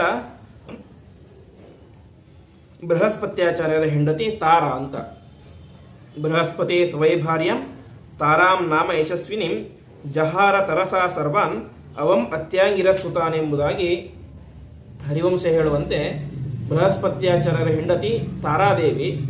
ಆ ತಾರಾದೇವಿ ಯಾಗಕ್ಕೆ ಬಂದಿರ್ತಾಳೆ. ಯಾಕೆಂದರೆ ಬೃಹಸ್ಪತ್ಯಾಚಾರ್ಯರು ದೇವತೆ ಗುರುಗಳು ಬಂದಿರ್ತಾರೆ, ಅವರ ಪತ್ನಿ ಬಂದಿರ್ತಾಳೆ, ಎಲ್ಲರೂ ಕೂಡ ಬಂದಿರ್ತಾರೆ. ಯಜ್ಞಯಾಗ ಎಲ್ಲವೂ ಕೂಡ ಮುಗಿಯುತ್ತೆ. ಕೊನೆಗೆ ಅವಭೃತ ಸ್ನಾನವೂ ಕೂಡ ಆಗುತ್ತೆ. ಅವಭೃತ ಸ್ನಾನ ಆಯಿತು. ಆವಾಗ ಚಂದ್ರನ ದೃಷ್ಟಿ ನೇರವಾಗಿ ಆ ತಾರೆಯ ಮೇಲೆ ಬೀಳುತ್ತೆ. ಅಂದರೆ ಬೃಹಸ್ಪತ್ಯಾಚಾರ್ಯರ ಹೆಂಡತಿಯ ಮೇಲೆ, ಗುರುಪತ್ನಿಯ ಮೇಲೆ ದೃಷ್ಟಿ ಬೀಳುತ್ತೆ. ಅವಳ ಸೌಂದರ್ಯಕ್ಕೆ ಮಾರು ಹೋಗ್ತಾನೆ. ಸೌಂದರ್ಯಕ್ಕೆ ಮಾರು ಹೋಗಿ ಎಷ್ಟು ದೊಡ್ಡ ಅಪರಾಧ ಮಾಡಿದ ಅಂತ ಹೇಳಿದರೆ ಅವಳನ್ನು ಅಪಹಾರ ಮಾಡಿ ತನ್ನ ಅರಮನೆಗೆ ಕರೆದುಕೊಂಡು ಹೋಗಿಬಿಡ್ತಾನೆ. ಇಷ್ಟೆಲ್ಲ ದೊಡ್ಡ ರಾದ್ಧಾಂತ ಆಗುತ್ತೆ. ಕೊನೆಗೆ ಅಲ್ಲಿ ಇದ್ದಂತಹ ಎಲ್ಲ ದೇವಾನುದೇವತೆಗಳು ಎಲ್ಲರೂ ಕೂಡ ಬಂದು ಅವನಿಗೆ ಬುದ್ಧಿಮಾತ ಹೇಳ್ತಾರೆ. ಯಾರಿಗೆ? ಚಂದ್ರನಿಗೆ. ಎಷ್ಟು ಹೇಳಿದರೂ ಕೂಡ ಅವನು ಅಷ್ಟು ಕಾಮಾಂಧನಾಗಿ ನಾನು ತಾರೆಯನ್ನು ಬಿಟ್ಟುಕೊಳ್ಳಿಕ್ಕೆ ಸಾಧ್ಯನೇ ಇಲ್ಲ ಅಂತ ಹೇಳ್ತಾನೆ. ಕೊನೆಗೆ ಬೃಹಸ್ಪತ್ಯಾಚಾರ್ಯರೇ ಬರ್ತಾರೆ. ಬೃಹಸ್ಪತ್ಯಾಚಾರ್ಯರ ಒಂದು ಎಷ್ಟು ಕೇಳಿಕೊಂಡರೂ ಕೂಡ ಆ ತಾರೆಯನ್ನು ಬಿಡೋದೇ ಇಲ್ಲ. ಹೀಗೆ ಅದರಿಂದಾಗಿ ಕೊನೆಗೆ ಏನಾಗುತ್ತೆ, ಬೃಹಸ್ಪತ್ಯಾಚಾರ್ಯ ನಿಶ್ಚಯ ಮಾಡ್ತಾರೆ, ಚಂದ್ರನಿಗೆ ಅಹಂಕಾರ ನೆತ್ತಿಗೇರಿದೆ, ನಾವೆಲ್ಲರೂ ಕೂಡ ಕಾಲು ಹಿಡಿದು ಕೇಳಿಕೊಂಡ್ರೂ ಕೂಡ ಬಿಡ್ತಾ ಇಲ್ಲ ಅವನು. ವಾಸ್ತವಿಕವಾಗಿ ತಪ್ಪಿರೋದು ಯಾರ್ದು? ಚಂದ್ರನದ್ದು. ನಮ್ಮ ತಪ್ಪೇನೂ ಇಲ್ಲ. ಆದರೂ ಕೂಡ ಏನು ಚಂದ್ರ ಅನ್ನುವಂತಹ ಮರ್ಯಾದೆಯಿಂದ ಕಾಲಿಗೆ ಬಿದ್ದರೂ ಕೂಡ ನನ್ನ ಹೆಂಡತಿನ ಬಿಡ್ತಾ ಇಲ್ಲ ಇವನು ಅಂತ ಕೊನೆಗೆ ನಿಶ್ಚಯ ಮಾಡ್ತಾರೆ. ಇದಕ್ಕೋಸ್ಕರ ಯುದ್ಧವೇ ಆಗಬೇಕು ಅಂತ. ಯುದ್ಧ ಆಗದ ಹೊರತು ನನ್ನ ಹೆಂಡತಿನ ಬಿಟ್ಟುಕೊಡೋದಿಲ್ಲ ಇವನು. ಹಾಗಾಗಿ ಯುದ್ಧವೇ ಆಗಬೇಕು ಅಂತ ಘೋರವಾದಂತಹ ಯುದ್ಧ ಆಗುತ್ತೆ. ಆ ಯುದ್ಧಕ್ಕೆ ಹೆಸರು ತಾರಕಾಮಯ ಯುದ್ಧ ಅಂತ. ಅಂದರೆ ತಾರೆಗೋಸ್ಕರ ನಡೆದಂತಹ ಯುದ್ಧ ಅಂತ ಆ ಘೋರ ಯುದ್ಧ ಪ್ರಾರಂಭ ಆಗುತ್ತೆ. ಸರಿ, ಎಲ್ಲ ದೇವಾನುದೇವತೆಗಳು ಕೂಡ ಎಲ್ಲಿದ್ದಾರೆ? ಬೃಹಸ್ಪತ್ಯಾಚಾರ್ಯ ಪಕ್ಷದಲ್ಲಿ ಇದ್ದಾರೆ. ಯಾಕೆ? ಒಂದು ಅಂಶ, ಚಂದ್ರ ಎಂತಹ ದೊಡ್ಡ ದೇವತೆಯಾಗಿದ್ದರೂ ಕೂಡ ದೊಡ್ಡ ಅಪರಾಧ ಮಾಡಿದ್ದಾನೆ. ಹಾಗಾಗಿ ಅವನ ಪಕ್ಷಕ್ಕೆ ಯಾರು ಹೋಗಲಿಲ್ಲ. ಇನ್ನೊಂದು ದೊಡ್ಡ ಅಂಶ ಅಂತ ಹೇಳಿದ್ರೆ ಬೃಹಸ್ಪತ್ಯಾಚಾರ್ಯರ ಹೆಂಡತಿಯನ್ನು ಅಪಹಾರ ಮಾಡಿದ್ದಾನೆ. ಬೃಹಸ್ಪತ್ಯಾಚಾರ್ಯರು ದೇವತೆಗಳ ಗುರುಗಳು, ಸಮಸ್ತ ವಿದ್ಯೆಯನ್ನು ಎಲ್ಲ ಶಕ್ತಿಯನ್ನು ಕೂಡ ಧಾರೆ ಎರೆದವರು ಬೃಹಸ್ಪತ್ಯಾಚಾರ್ಯರು. ಅಂಥವರ ಹೆಂಡತಿಯನ್ನು ಅಪಹಾರ ಮಾಡಿದ್ದಾನೆ ಅಂತ ಯಾರೂ ಕೂಡ ಅವನ ಪಕ್ಷಕ್ಕೆ ಹೋಗಲೇ ಇಲ್ಲ. ಈ ಕಡೆ ಚಂದ್ರ ಏಕಾಂಗಿಯಾದ. ಇದೇ ಸಮಯಕ್ಕೆ ಸರಿಯಾಗಿ ಅವನ ಪಕ್ಷಕ್ಕೆ ಒಬ್ಬರು ಬರ್ತಾರೆ. ಅದು ಯಾರಂದ್ರೆ ಶುಕ್ರಾಚಾರ್ಯರು. ಶುಕ್ರಾಚಾರ್ಯರು ದೇವತೆಗಳ ಶತ್ರುಗಳು ಯಾರು? ರಾಕ್ಷಸರು, ಅವರ ಗುರುಗಳು. ಹೀಗೆ ಶತ್ರುವಿನ ಶತ್ರು ನಮಗೆ ಮಿತ್ರ ಆಗ್ತಾನೆ ಅಂತ ದೇವತೆಗಳಿಗೆ ಈಗ ಯಾರು ಶತ್ರು ಆಗಿದ್ದಾನೆ? ಚಂದ್ರ ಶತ್ರು ಆಗಿದ್ದಾನೆ. ಹಾಗಾಗಿ ಅವನು ನನಗೆ ಮಿತ್ರ ಅಂತ ತಿಳಿದುಕೊಂಡು ಶುಕ್ರಾಚಾರ್ಯರು ಹೇಳ್ತಾರೆ, ನೀನೇನೂ ಚಿಂತೆ ಮಾಡಬೇಡ, ನನ್ನ ಹತ್ತಿರ ಬಾ, ನಾನು ನಿನಗೆ ಎಲ್ಲ ವಿದ್ಯೆ ಕಲಿಸಿಕೊಡ್ತೇನೆ. ಯಾಕೆಂದ್ರೆ ಶುಕ್ರಾಚಾರ್ಯರು ಸಾಮಾನ್ಯದವರಲ್ಲ, ಅವರು ಕೂಡ ಒಂದು ನವಗ್ರಹಗಳಲ್ಲಿ ಒಬ್ಬರು. ಅಷ್ಟು ಮಾತ್ರ ಅಲ್ಲ, ವಿಶೇಷವಾಗಿ ಮಾಯಾವಿದ್ಯೆಯಲ್ಲಿ ಪರಿಣತರು. ರಾಕ್ಷಸರಿಗೆ ಆ ಮಾಯಾವಿದ್ಯೆಯನ್ನು ಹೇಳಿಕೊಟ್ಟವರೇ ಶುಕ್ರಾಚಾರ್ಯರು. ಹಾಗಾಗಿ ನೀನೇನು ಚಿಂತೆ ಮಾಡಬೇಡ, ನಾನು ನಿನ್ನ ಜೊತೆಗೆ ಇರ್ತೇನೆ. ಅಷ್ಟು ಮಾತ್ರ ಅಲ್ಲ, ನನ್ನ ಒಟ್ಟಿಗೆ ಅಪಾರವಾದಂತಹ ರಾಕ್ಷಸರ ಸೈನ್ಯ ಬರುತ್ತೆ. ಹಾಗಾಗಿ ನೀನೇನು ಚಿಂತೆ ಮಾಡಬೇಡ, ನೀನು ಬಿಟ್ಟು ಕೊಡಲೇಬೇಡ ಹೆಂಡತಿಯನ್ನು ಅಂತ ಹೇಳ್ತಾರೆ ಅಂತೆ. ಹಾಗೆ ಯುದ್ಧ ಮಾಡೋದು ಮಾತ್ರ ಅಲ್ಲ, ಆ ದುರ್ಬುದ್ಧಿಯನ್ನು ಕೂಡ ಶುಕ್ರಾಚಾರ್ಯರು ತುಂಬುತ್ತಾರೆ. ಆವಾಗ ಅನೇಕ ದಿನಗಳ ಕಾಲ ಆ ತಾರಕಾಮಯವಾದಂಥ ಯುದ್ಧ ನಡೆಯುತ್ತೆ. ಯುದ್ಧ ನಡೆದಾಗ ಅನೇಕ ಎಲ್ಲ ದೈತ್ಯರು ನಾಶ ಆಗ್ತಾರೆ. ಹೀಗೆ ಅನೇಕ ದೇವತೆಗಳೆಲ್ಲರೂ ಕೂಡ ನಾಶ ಆಗಲಿಕ್ಕೆ ಬರ್ತಾರೆ. ಇಷ್ಟೆಲ್ಲ ಆದಾಗ ಕೊನೆಗೆ ಉಳಿದಂತಹ ದೇವತೆಗಳು, ತುಂಬ ದೇವತೆಗಳು ಕೂಡ ನಾಶ ಆಗುತ್ತೆ ಅಂತೆ. ಕೊನೆಗೆ ಎಲ್ಲ ದೇವತೆಗಳು ಕೂಡ ಹೋಗಿ ನೇರವಾಗಿ ಬ್ರಹ್ಮದೇವರ ಹತ್ತಿರ ಪ್ರಾರ್ಥನೆ ಮಾಡ್ತಾರೆ. ಹೀಗೆ ನಿಮ್ಮ ಮೊಮ್ಮಗ ಚಂದ್ರ ಈ ರೀತಿಯಾದ ದೊಡ್ಡ ಅಪರಾಧ ಮಾಡ್ತಾ ಇದ್ದಾನೆ ಎಂಬುದಾಗಿ ಎಲ್ಲವನ್ನು ಕೂಡ ಹೇಳಿದಾಗ ಆವಾಗ ಅಲ್ಲಿಗೆ ಬ್ರಹ್ಮದೇವರು ಬರ್ತಾರೆ. ಬ್ರಹ್ಮದೇವರು ಬಂದು ಮೊದಲು ಮಾಡಿದಂತಹ ಮೊದಲ ಕೆಲಸ ಅಂತ ಹೇಳಿದ್ರೆ ಚಂದ್ರನಿಗೆ ಬೈಲಿಲ್ಲ ಅಂತ ಮೊದಲು ಅವರು ಚೀಮಾರಿ ಹಾಕಿದ್ದು ಶುಕ್ರಾಚಾರ್ಯರಿಗೆ. ಯಾಕೆಂದ್ರೆ ಚಂದ್ರ ತಪ್ಪು ಮಾಡಿದ್ದ ಅವನಿಗೆ ಬೈತಿದ್ರು, ಮುಂದೆ ಅದು ನಿಶ್ಚಿತ. ಆದರೆ ಶುಕ್ರಾಚಾರ್ಯರಂತಹ ದೊಡ್ಡ ಜ್ಞಾನಿಗಳು ನಿಮಗೆ ಚಂದ್ರ ತಪ್ಪು ಮಾಡಿದ್ದಾನೆ ಗೊತ್ತಿದೆ, ಇಂತಹ ದೊಡ್ಡ ತಪ್ಪು, ಅದರಲ್ಲಿಯೂ ಕೂಡ ಗುರುಪತ್ನಿಯನ್ನೇ ಅಪಹಾರ ಮಾಡಿದ್ದಾನೆ, ಅಂತಹ ಶುಕ್ರಾಚಾರ್ಯರೇ ನೀವು ಹೋಗಿ ಸಪೋರ್ಟ್ ಮಾಡ್ತಾ ಇದ್ರಿ, ನಿಮಗೆ ಬುದ್ಧಿ ಇಲ್ವಾ ಎಂಬುದಾಗಿ ತುಂಬ ಅವನಿಗೆ ಚೀಮಾರಿಯನ್ನು ಹಾಕ್ತಾರೆ. ಅನಂತರ ಚಂದ್ರನಿಗೂ ಕೂಡ ಮನಸ್ಸಿಗೆ ಬಂದ ರೀತಿಯಾಗಿ ಬೈದು ನೀನು ಈ ತಪ್ಪನ್ನು ಮಾಡಿದ್ದೀಯಾ ಅಂತ ಆ ತಾರೆಯನ್ನು ನೀನು ಅವರಿಗೆ ಬೃಹಸ್ಪತಿ ಆಚಾರ್ಯಗೆ ಒಪ್ಪಿಸಬೇಕು ಅಂತ ಒಪ್ಪಿಸ್ತಾರೆ ಅಂತ. ಸರಿ ಅಂತ ಚಂದ್ರ ಇಲ್ಲಿಯ ತನಕ ಯಾರು ಹೇಳಿದ್ರು ಕೇಳಲಿಲ್ಲ. ಎಲ್ಲ ದೇವತೆಗಳು ಹೇಳಿದರು, ಋಷಿಗಳು ಹೇಳಿದ್ರು, ಯಾರು ಹೇಳಿದ್ರು ಕೇಳಲಿಲ್ಲ. ಕೊನೆಗೆ ಅತ್ರಿ ಮಹರ್ಷಿಗಳೇ ಬಂದ್ರಂತೆ. ಅತ್ರಿ ಮಹರ್ಷಿಗಳು ತನಗೆ ಜನ್ಮ ಕೊಟ್ಟಂತಹ ತಂದೆ ಬಂದು ಹೇಳಿದರೂ ಕೂಡ ಅವ್ರ ಮಾತು ಕೇಳಲಿಲ್ಲ. ಕೊನೆಗೆ ಬ್ರಹ್ಮದೇವರು ಬಂದು ಹೇಳಿದಾಗ ಮಾತು ಕೇಳಿದ. ಸರಿ ಅಂತ ತಾರೆಯನ್ನು ಬೃಹಸ್ಪತಿ ಆಚಾರ್ಯಗೆ ಒಪ್ಪಿಸಿದ. ಆದರೆ ಇದು ನಡೆಯಬೇಕಾದ ಎಷ್ಟು ಸಮಯ ಆಗಿತ್ತು ಅಂತ ಹೇಳಿದ್ರೆ 1000 ವರ್ಷ ಆಗಿತ್ತು ಅಂತೆ. ಯುದ್ಧ ಪ್ರಾರಂಭ ಆಗಿ ಯುದ್ಧ ಮುಗಿಯೋ ತನಕ 1000 ವರ್ಷ ಆಗಿತ್ತು. ಆ 1000 ವರ್ಷದ ಅವಧಿಯಲ್ಲಿ ಸರಿ ಅಂತ ಕೊಟ್ಟ ಬೃಹಸ್ಪತಿ ಆಚಾರ್ಯರಿಗೆ, ಯಾರು ಚಂದ್ರ ತಾರೆಯನ್ನು ಅವ್ರಿಗೆ ಕೊಟ್ಟಾಗ ಏನು ಎಡವಟ್ಟಾಗಿತ್ತು ಅಂತ ಹೇಳಿದ್ರೆ ಈ ತಾರೆ ಗರ್ಭಿಣಿಯಾಗಿ ಬಿಟ್ಟಿದ್ಲು. ಬೃಹಸ್ಪತಿ ಆಚಾರ್ಯರ ಮನೆಗೆ ಹೋಗ್ತಾಳೆ. ಬೃಹಸ್ಪತಿ ಆಚಾರ್ಯ ಗೊತ್ತಾಗುತ್ತೆ, ನನ್ನ ಹೆಂಡತಿ ಗರ್ಭಿಣಿಯಾಗಿದ್ದಾಳೆ, ಅದು ಚಂದ್ರನಿಂದಾಗಿ ಅಂತ. ಆವಾಗ ಆ ತಾರೆಗೆ ಹೇಳ್ತಾರೆ, ಆ ಗರ್ಭವನ್ನು ನೀನು ಬಿಟ್ಟು ಬಿಡು, ಗರ್ಭಸ್ರಾವ ಮಾಡಿಕೊ ಅಂತ ಹೇಳ್ತಾರೆ. ಆವಾಗ ಅವಳಿಗೆ ಮನಸ್ಸಾಗೋದಿಲ್ಲ. ಎಷ್ಟೇ ಆದರೂ ಕೂಡ ನನ್ನ ಮಗು ಇದು, ಈ ಮಗುವನ್ನು ಸಾಯಿಸೋದು ಬೇಡ ಅಂತ ತನ್ನಲ್ಲಿದ್ದಂತಹ ಒಂದು ಯೋಗ ಶಕ್ತಿಯಿಂದಾಗಿ ತನ್ನ ಗರ್ಭವನ್ನು ಒಂದು ಹುಲ್ಲಿನ ಮೇಲೆ ವಿಸರ್ಜನೆ ಮಾಡ್ತಾಳೆ. ಆ ಕೊನೆಗೆ ಆ ಹುಲ್ಲಿನಲ್ಲಿ ಏನೇ ಆ ಮಗು ಅನೇಕ ತಿಂಗಳ ಕಾಲ ಬೆಳೆದು ಮುಂದೆ ಒಂದು ಮಗು ಅದರಿಂದಾಗಿ ಹುಟ್ಟುತ್ತೆ. ಆ ಹುಟ್ಟಿದಾಗ ಈ ವಿಚಾರ ದೇವತೆಗಳಿಗೆ ಗೊತ್ತಿರೋದಿಲ್ಲ. ದೇವತೆಗಳು ಬಂದು ತಾರೆ ಹತ್ತಿರ ಕೇಳ್ತಾರೆ ಅಂತೆ, ಈ ಮಗು ಯಾರ್ದು ಅಂತ. ನೋಡ್ಲಿಕ್ಕೆ ನಿಂತರ ಇದೆ, ಆದರೆ ಈ ಮಗು ಚಂದ್ರನಿಗೆ ಹುಟ್ಟಿದ್ದು ಅಥವಾ ಬೃಹಸ್ಪತಿಗೆ ಹುಟ್ಟಿದ್ದು ಅಂತ ಕೇಳ್ತಾರೆ ಅಂತೆ. ಆವಾಗ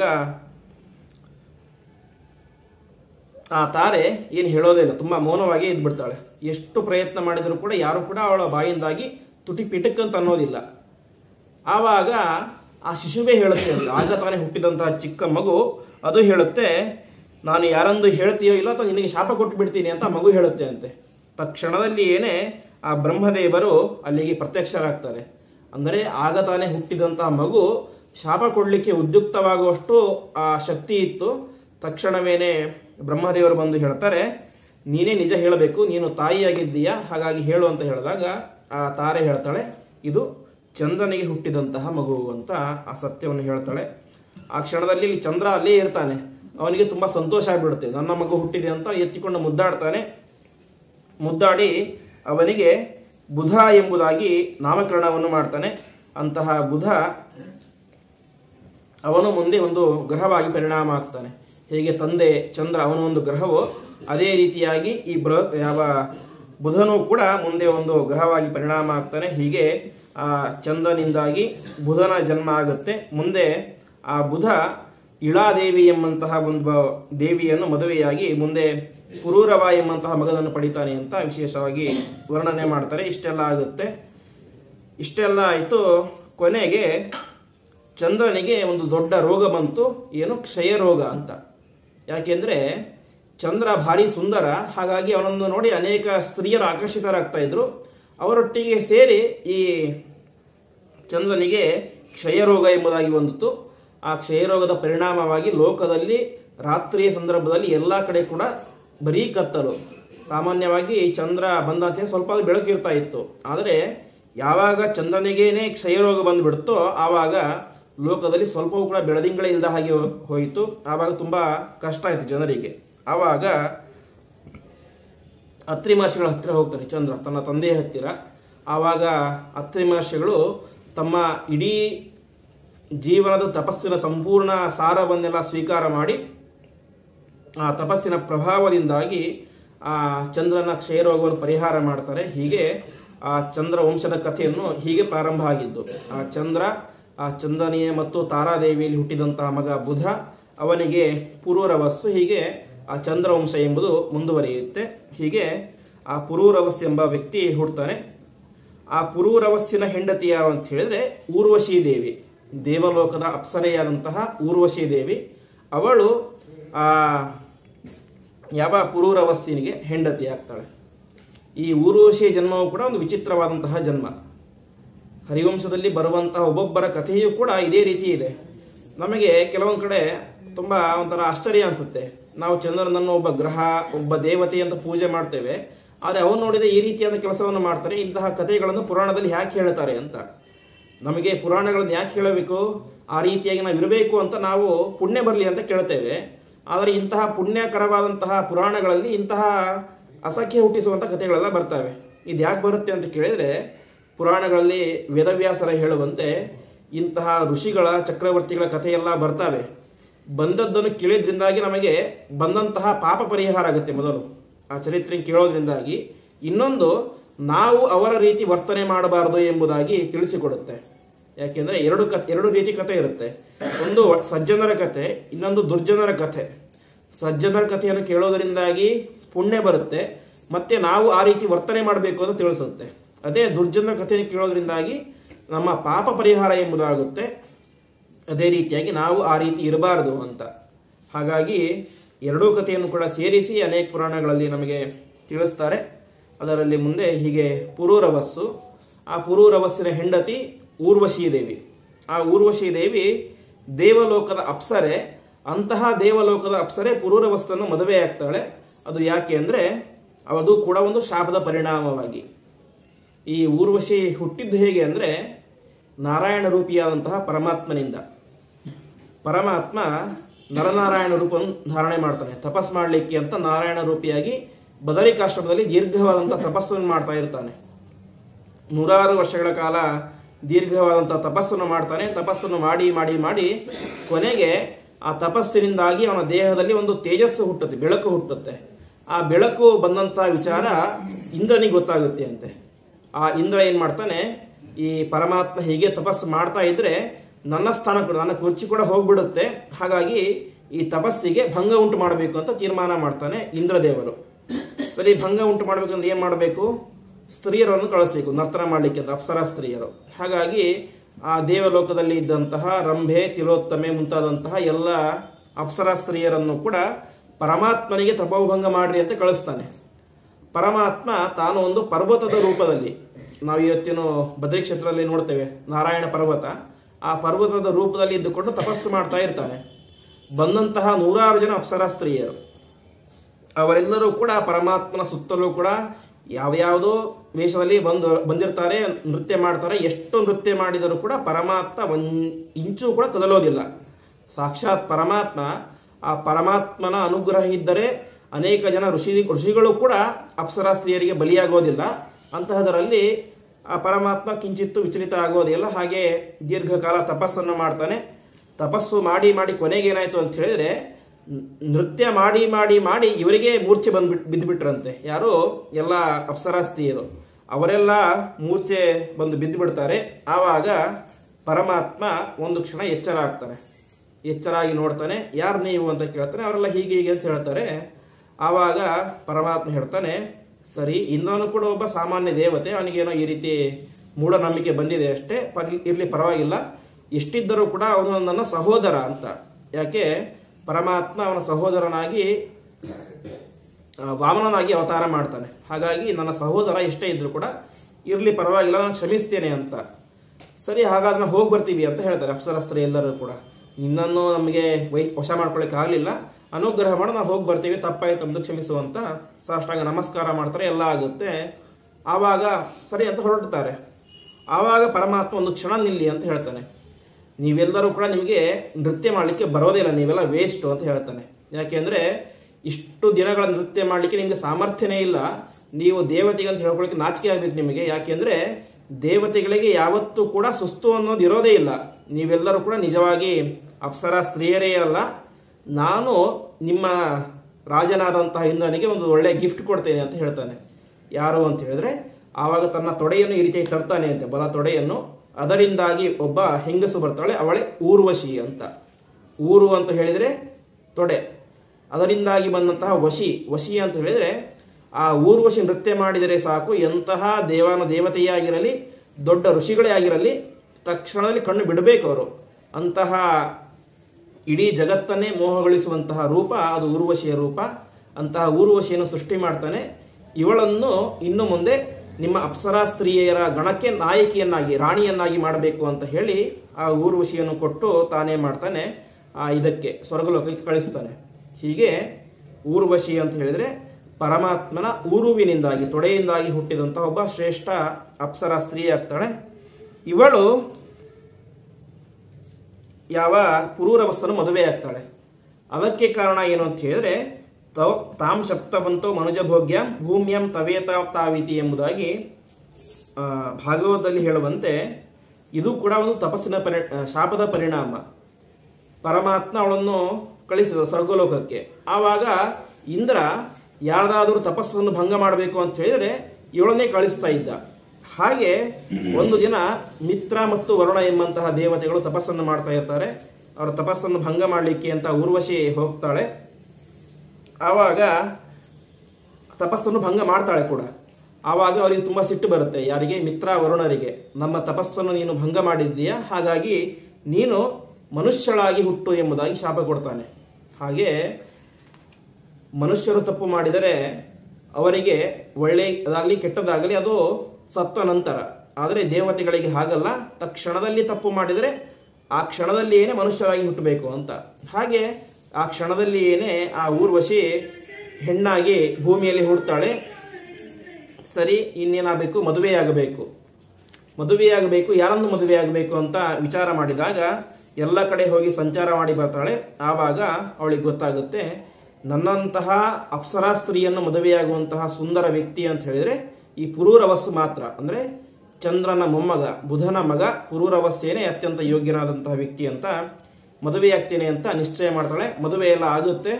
ಆದರೆ ಕೆಲವು ಕಂಡೀಷನ್ಗಳನ್ನು ಹಾಕ್ತಾಳೆ.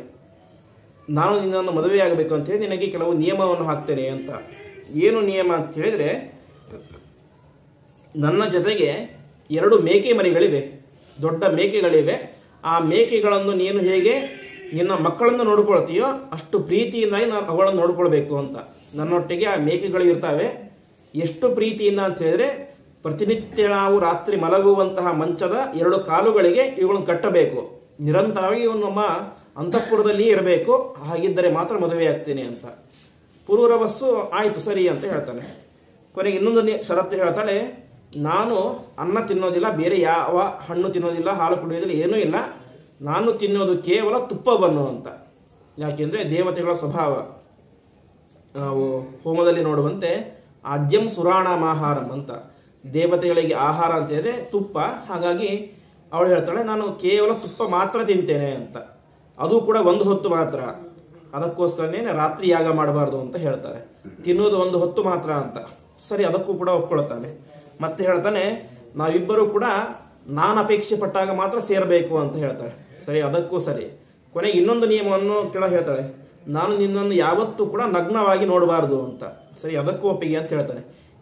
ಎಷ್ಟೆಲ್ಲ ಕಂಡೀಷನ್ ಹಾಕ್ತಾಳೆ, ಎಷ್ಟು ಹೇಳಿದರೂ ಕೂಡ ನೀನು ಏನು ಹೇಳ್ತೀವಿ ಅದಕ್ಕೆ ಓಕೆ, ನಾನು ನಿನ್ನನ್ನು ಮದುವೆ ಆಗಬೇಕು ಅಷ್ಟೇ ಅಂತ ಆ ಪುರೂರವಸ್ಸು ಹೇಳ್ತಾನೆ. ಸರಿ ಅಂತ ಪುರೂರವಸ್ಸು ಆ ಮದುವೆ ಆಗ್ತಾರೆ. ಮದುವೆಯಾಗಿ ಸುಮಾರು 60 ವರ್ಷಗಳ ಕಾಲ ದೀರ್ಘವಾದಂತಹ ದಾಂಪತ್ಯವನ್ನು ಮಾಡ್ತಾರೆ ಪುರೂರವಸ್ಸು ಮತ್ತು ಊರ್ವಶಿ ಇವರಿಬ್ಬರು ಕೂಡ. ಹೀಗೆ ಮಾಡ್ತಾರೆ. ಇಷ್ಟೆಲ್ಲ ಆಯಿತು. ಕೊನೆಗೆ ಈ ಕಡೆ ಸ್ವರ್ಗಲೋಕದಲ್ಲಿ ಬಣ ಆಗ್ತಾ ಇರುತ್ತೆ. ಯಾಕೆಂದ್ರೆ ಪರಮಾತ್ಮನೇ ಸೃಷ್ಟಿ ಮಾಡಿದಂತಹ ಒಳ್ಳೆ ಅಪ್ಸರಾ ಸ್ತ್ರೀ ಅದು ಊರ್ವಶಿ ಎಲ್ಲರಿಗೂ ಕೂಡ ಮನಸ್ಸಿಗೆ ಸುಖವನ್ನು ನೀಡ್ತಾ ಇದ್ಲು. ಅಂದ್ರೆ ಅಪ್ಸರಾ ಸ್ತ್ರೀಯ ಕೆಲಸ ಅಂತ ಹೇಳಿದ್ರೆ ಚೆನ್ನಾಗಿ ಹಾಡೋದು, ನೃತ್ಯ ಮಾಡೋದು, ಅವರಿಗೆ ಸಂತೋಷವನ್ನು ಕೊಡೋದು ಮನಸ್ಸಿಗೆ.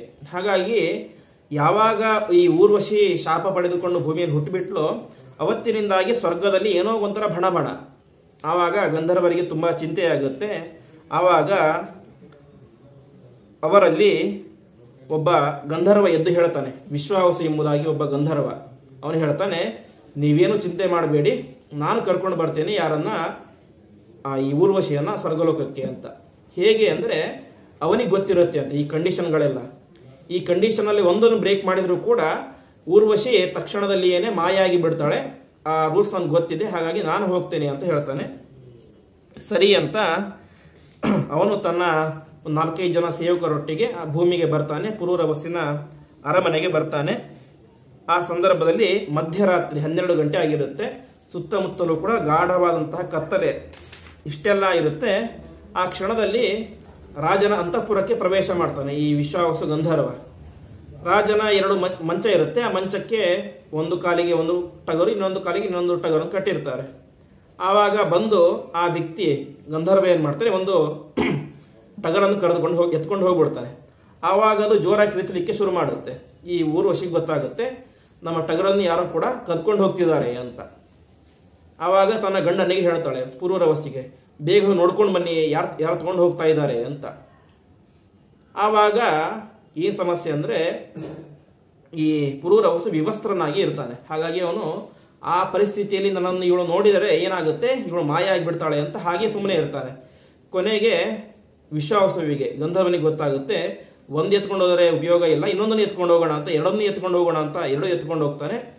ಆವಾಗ ಈ ಯಾವ ಪುರೂರವಸ್ಸಿಗೆ ತುಂಬಾ ಸಂಕಷ್ಟದ ಪರಿಸ್ಥಿತಿ. ಯಾಕೆ, ಈ ಮೇಕೆಯನ್ನು ಎತ್ಕೊಂಡು ಹೋದರೂ ಕೂಡ ನನ್ನ ಹೆಂಡತಿ ಮಾಯ ಆಗಿಬಿಡ್ತಾಳೆ, ನಾನು ಅವಳ ಮುಂದೆ ಈ ಅವಸ್ಥೆಯಲ್ಲಿ ಹೋದರೂ ಕೂಡ ಮಾಯ ಆಗಿಬಿಡ್ತಾಳೆ, ಏನ್ ಮಾಡ್ಬೇಕು ಅಂತ ತೋಚೋದಿಲ್ಲ, ಆಗಿದ್ದಾಗಲಿ ಅಂತ ನೀನು ಕಣ್ಣು ಮುಚ್ಕೊಳ್ಳೋ ಅಂತ ಹೇಳಿ ಅವಳಿಗೆ ಆ ಮೇಕೆಯ ಹಿಂದೆ ಬೆನ್ನು ಹಟ್ಕೊಂಡು ಹೋಗ್ತಾನೆ. ಆ ಕ್ಷಣದಲ್ಲಿ ಈ ಗಂಧರ್ವರು ಏನ್ ಮಾಡ್ತಾರೆ, ಗಂಧರ್ವರು ಮಾಯಾವಿದ್ಯೆಯಲ್ಲಿ ಪರಿಣತರು, ಏನು ಬೇಕಾದರೂ ಕೂಡ ಸೃಷ್ಟಿ ಮಾಡುವಂತಹ ಸಾಮರ್ಥ್ಯ ಅವರಿಗಿರುತ್ತೆ. ಹಾಗಾಗಿ ಅವರೇನ್ ಮಾಡ್ತಾರೆ, ಆ ಕ್ಷಣದಲ್ಲಿ ತಾತ್ಕಾಲಿಕವಾದಂತಹ ಮಿಂಚು ಬೆಳಕನ್ನು ಸೃಷ್ಟಿ ಮಾಡ್ತಾರೆ. ಆವಾಗ ಆ ಅವಸ್ಥೆಯಲ್ಲಿ ಆ ಊರ್ವಶಿ ಇವಳನ್ನು ನೋಡಿಬಿಡ್ತಾಳೆ. ತಕ್ಷಣದಲ್ಲಿ ಏನೇ ಅವಳು ಮಾಯಾಗಿ ಬಿಡ್ತಾಳೆ. ಹೀಗೆ ಆ ಪುರೂರವಸ್ಸೇ ಬೇಕು ಎಂಬುದಾಗಿ ಮದುವೆಯಾದಂತಹ ಊರ್ವಶಿ ಅವಳಿಗೆ ಯಾವಾಗ ಈ ಮನುಷ್ಯರೊಟ್ಟಿಗೆ ಸಂಸಾರ ಮಾಡಲಿಕ್ಕೆ ಶುರು ಮಾಡಿದಳು, ಆವಾಗ ಈ ಮನುಷ್ಯ ಜೀವನದ ಮೇಲೆ ಅಸಹ್ಯ ಬಂದ್ಬಿಡ್ತು ಅಂತೆ. ಇಷ್ಟು ಕೆಟ್ಟ ಜೀವನವನ್ನು ನಾನು ಮಾಡಲಿಕ್ಕೆ ಸಾಧ್ಯ ಇಲ್ಲ ಅಂತ ಅವಳು ಕಂಡೀಷನ್ ಹಾಕಿದ್ ಕೂಡ ಬೇಕಂತಾನೇನೆ. ಯಾಕೆಂದ್ರೆ ಯಾವತ್ತಾದ್ರೂ ಒಂದು ದಿನ ರೂಲ್ಸ್ ಬ್ರೇಕ್ ಮಾಡ್ತಾನೆ ಗೊತ್ತಿತ್ತು ಅವಳಿಗೆ. ಹಾಗಾಗಿ ಈ ರೀತಿ ಕಂಡೀಷನ್ ಹಾಕಿದ್ದಳು. ಸರಿ ಅಂತ ಊರ್ವಶಿ, ನಾನು ಇನ್ನು ಮುಂದೆ ನಿನ್ನ ಜೊತೆ ಇರೋದಿಲ್ಲ ಅಂತ ಸ್ವರ್ಗಲೋಕಕ್ಕೆ ಹೋಗ್ಬಿಡ್ತಾಳೆ. ಆ ಟಗರುಗಳನ್ನು ಕೂಡ ಕರೆದುಕೊಂಡು ಹೋಗ್ತಾಳೆ. ಇಷ್ಟೆಲ್ಲ ಆಯಿತು. ಈ ಪುರೂರವಸ್ಸಿಗೆ ತುಂಬಾ ಬೇಸರ ಆಗಲಿಕ್ಕೆ ಶುರುವಾಗುತ್ತೆ ಅಂತೆ. ಎಷ್ಟು ಬೇಸರ ಅಂತ ಹೇಳಿದ್ರೆ, ಇಡೀ ಜೀವನದಲ್ಲಿ ವೈರಾಗ್ಯ ಬಂದು ಹೋಗ್ಬಿಡ್ತು. ಬೇಕಾದಷ್ಟು ಸಂಪತ್ತಿತ್ತು, ದೊಡ್ಡ ರಾಜ್ಯ ಇತ್ತು, ಎಲ್ಲವೂ ಕೂಡ ಇತ್ತು. ಆದರೆ ಎಲ್ಲವನ್ನು ಕೂಡ ಬಿಟ್ಟು ತಾನೇ ಮಾಡ್ತಾನೆ, ಇನ್ನು ಮುಂದೆ ಈ ರಾಜ್ಯಭಾರ, ಹೆಂಡತಿ, ಮಕ್ಕಳು ಯಾವುದೂ ಬೇಡ, ಆರಾಮಾಗಿ ತೀರ್ಥಯಾತ್ರೆ ಮಾಡೋಣ ಅಂತ ತೀರ್ಥಯಾತ್ರೆ ಮಾಡಲಿಕ್ಕೆ ಪ್ರಾರಂಭ ಮಾಡ್ತಾನೆ. ತೀರ್ಥಯಾತ್ರೆ ಮಾಡ್ತಾನೆ. ಬದರಿ ಅಂತಹ ಎಲ್ಲಾ ಕ್ಷೇತ್ರಕ್ಕೆ ಹೋಗ್ತಾನೆ. ಅಲ್ಲಿ ಹೋಗಿ ತಾನು ತನ್ನ ತಂದೆಗೆ, ತಾಯಂದಿರಿಗೆ ಎಲ್ಲ ವಿಧವಾದಂತಹ ಕಾರ್ಯಗಳನ್ನೆಲ್ಲ ಮಾಡ್ತಾನೆ. ಮುಂದೆ ಅನೇಕ ತೀರ್ಥಕ್ಷೇತ್ರ ಸಂಚಾರ ಮಾಡ್ತಾನೆ. ಸಂಚಾರ ಮಾಡಿ ಕೊನೆಗೆ ಕುರುಕ್ಷೇತ್ರಕ್ಕೆ ಬರ್ತಾನೆ. ಆ ಕುರುಕ್ಷೇತ್ರಕ್ಕೆ ಬರ್ತಾನೆ. ಅಲ್ಲಿ ಒಂದು ಪುಷ್ಕರಣಿ ಇರುತ್ತೆ. ಪುಷ್ಕರಣಿ ಸ್ನಾನ ಮಾಡ್ತಾ ಇರ್ತಾನೆ. ಸ್ನಾನ ಮಾಡ್ತಿರ್ಬೇಕಾದ್ರೆ ಅದೇ ಸಂದರ್ಭಕ್ಕೆ ಸರಿಯಾಗಿ ಅಲ್ಲಿ ಊರ್ವಶಿ ಬಂದಿರ್ತಾಳೆ ಸ್ನಾನ ಮಾಡಲಿಕ್ಕೆ ಅಂತ.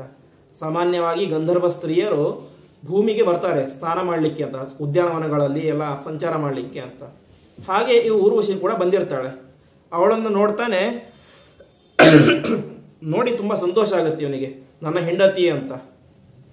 ಆದರೆ ಊರ್ವಶಿಗೆ ಅದರ ಲೆಕ್ಕನೇ ಇರೋದಿಲ್ಲ. ಯಾಕೆಂದರೆ ಅವಳು ಬಂದಿದ್ದು ಯಾವುದೋ ಒಂದು ಶಾಪದ ನಿಮಿತ್ತವಾಗಿ, ಹಾಗಾಗಿ ಅವಳು ಅವನನ್ನು ಗಂಡ ಅಂತ ಅನ್ಕೊಂಡೇ ಇರಲಿಲ್ಲ. ಸುಮ್ಮನೆ ಒಂದು ಶಾಪವನ್ನು ಕಳಿಬೇಕು ಅಂತ ಕಳಿದಿಲ್ಲ ಅಷ್ಟೆ. ಆವಾಗ ಯಾವ ಊರ್ವಶಿ ತನ್ನ ಗೆಳತಿಯರಿಗೆ ಹೇಳ್ತಾಳೆ ಅಂತೆ, ನಾನು ಭೂಮಿಯಲ್ಲಿ ಹುಟ್ಟಿದಾಗ 60 ವರ್ಷಗಳ ಕಾಲ ಇವನ ಜೊತೆಗೆ ವಾಸ ಮಾಡಿದ್ದೆ, ಅಂತಹ ವ್ಯಕ್ತಿ ಇವನು ಅಂತ ಹೇಳ್ತಾಳೆ. ಆವಾಗ ಇವನಿಗೆ ಸ್ವಲ್ಪ ಬೇಸರ ಆಗುತ್ತೆ.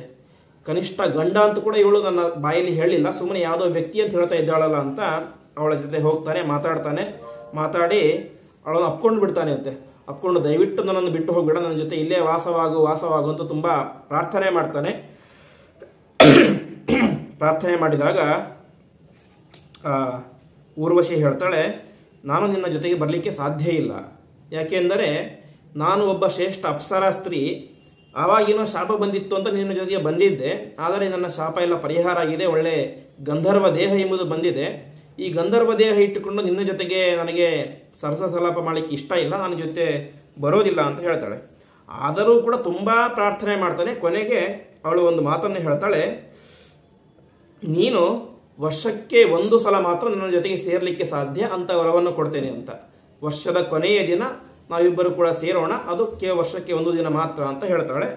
ಸರಿ ಅಂತ ಆ ಊರ್ವಶಿಯ ಮಾತಿಗೆ ಹೋಗ್ತಾನೆ. ಮತ್ತೆ ಪುನಃ ತನ್ನ ಅರಮನೆಗೆ ಬರ್ತಾನೆ. ಅರಮನೆಗೆ ಬಂದು ಮತ್ತೆ ರಾಜ್ಯಭಾರ ಮಾಡಲಿಕ್ಕೆ ಪ್ರಾರಂಭ ಮಾಡ್ತಾನೆ. ಇಷ್ಟೆಲ್ಲ ಆಯಿತು. 1 ವರ್ಷ ಆಯಿತು. 1 ವರ್ಷ ಆದ ನಂತರ ಆ ಊರ್ವಶಿ ಹೇಳಿದ ದಿನ ಬಂತು. ಆ ದಿನ ಬಂತು. ಆವಾಗ ರಾತ್ರಿ ಅವನ ಜೊತೆಗೆ ಕಳೀತಾಳೆ. ಅಷ್ಟೆಲ್ಲ ಆಗುತ್ತೆ. ಬೆಳಗ್ಗೆ ಎದ್ದು ಮತ್ತೆ ವಾಪಸ್ ಹೋಗ್ಲಿಕ್ಕೆ ಶುರು ಮಾಡ್ತಾಳೆ. ಆವಾಗ ಪುರೂರವಸ್ ಹೇಳ್ತಾನೆ, ನನ್ನನ್ನು ನಿನಗೆ ಬಿಡಲಿಕ್ಕೆ ಇಷ್ಟನೇ ಇಲ್ಲ, ಹಾಗಾಗಿ ಏನಾದರೂ ಒಂದು ಉಪಾಯವನ್ನು ಮಾಡಿ ನಾವು ಶಾಶ್ವತವಾಗಿ ಗಂಡ ಹೆಂಡತಿಯರಾಗಿರಬೇಕು ಹೀಗೆ ಅಂತ ಹೇಳಿದಾಗ, ಆವಾಗ ಆ ಊರ್ವಶಿ ಹೇಳ್ತಾಳೆ, ಅದು ಸಾಧ್ಯ ಇಲ್ಲ. ಅದು ಸಾಧ್ಯ ಆಗಬೇಕು ಅಂತ ಹೇಳಿದರೆ ನಾನು ಮನುಷ್ಯಳಾಗಬೇಕು, ಇಲ್ಲ ನೀನು ಗಂಧರ್ವನಾಗಬೇಕು. ನಾನು ಮನುಷ್ಯಳಾಗಲಿಕ್ಕೆ ಸರ್ವತಾ ಸಾಧ್ಯನೇ ಇಲ್ಲ, ನಾನು ಆಗೋದೂ ಇಲ್ಲ, ನನಗೆ ಇಷ್ಟನೂ ಇಲ್ಲ. ಇನ್ನೇನು ಅವಕಾಶ ಇದೆ, ನೀನು ಗಂಧರ್ವ ಆಗಬೇಕು, ಅದು ನಿನ್ನ ಕೈಯಲ್ಲಿ ಸಾಧ್ಯ, ನೀನು ಮಾಡು ಅಂತ ಹೇಳ್ತಾಳೆ. ಸರಿ, ಗಂಧರ್ವನಾಗೋದೊಂದು ಹೇಗೆ ದೊಡ್ಡ ಹುದ್ದೆ ಅದು, ಅಂತಹ ಗಂಧರ್ವನಾಗಿ ನಾನೇ ಹುಟ್ಲಿಕ್ಕೆ ಸಾಧ್ಯ ಅಂತ ಪ್ರಾರ್ಥನೆ ಮಾಡಿದಾಗ ಆ ಯಾವ ಊರ್ವಶಿ ಹೇಳ್ತಾಳೆ, ನಾನು ನಿನಗೆ ಒಂದು ಪಾತ್ರೆಯನ್ನು ಕೊಡ್ತೇನೆ. ಆ ಪಾತ್ರೆಯಲ್ಲಿ ಬೆಂಕಿಯನ್ನು ಹಾಕಿ, ಅಗ್ನಿಯನ್ನು ಹಾಕಿ ಕೊಡ್ತೇನೆ ಮಡಿಕೆಯಲ್ಲಿ. ಆ ಮಡಿಕೆಯಿಂದಾಗಿ ನೀನು ನಾಳೆಯ ದಿನ ಒಂದು ಹೋಮವನ್ನು ಮಾಡು, ಆ ಹೋಮದ ಪ್ರಭಾವದಿಂದಾಗಿ ನೀನು ಗಂಧರ್ವನಾಗಿ ಹುಡ್ತೀಯ ಅಂತ ಹೇಳ್ತಾಳೆ. ಸರಿ ಅಂತ. ಆದರೆ ಆ ಮಡಿಕೆಯನ್ನು ಮನೆಯೊಳಗೆ ತೆಗೆದುಕೊಂಡು ಹೋಗಬಾರ್ದು ಅಂತ ನಿಯಮ ಹೇಳ್ತಾಳೆ.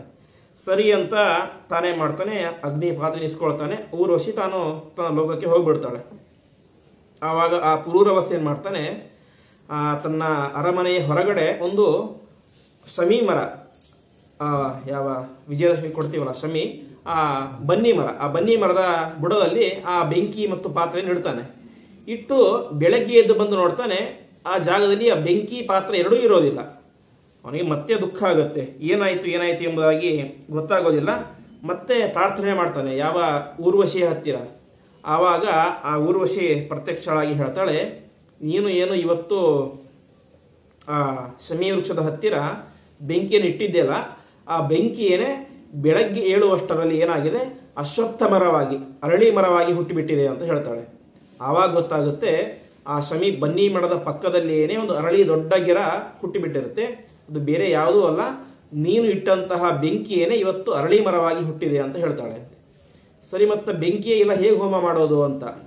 ಆವಾಗ ಅವಳು ಹೇಳ್ತಾಳೆ, ಬೆಂಕಿ ಇಲ್ಲದೆ ಏನು ಚಿಂತೆ ಮಾಡಬೇಡ, ಆ ಅರಳಿ ಮರದ 2 ಕಟ್ಟಿಗೆಯನ್ನು ತೆಗೆದುಕೊಂಡು ಅರಣಿ ಮಥನ ಮಾಡು. ನಾವೆಲ್ಲ ದೊಡ್ಡ ದೊಡ್ಡ ಹೋಮಗಳನ್ನು ನೋಡ್ತೇವೆ, ಆ ಕಟ್ಟಿಗೆ ಇದನ್ನಿಟ್ಟು ಜೋರಾಗಿ ಎಳೆದಾಗ ಅದರಿಂದಾಗಿ ಬೆಂಕಿ ಬರುತ್ತೆ.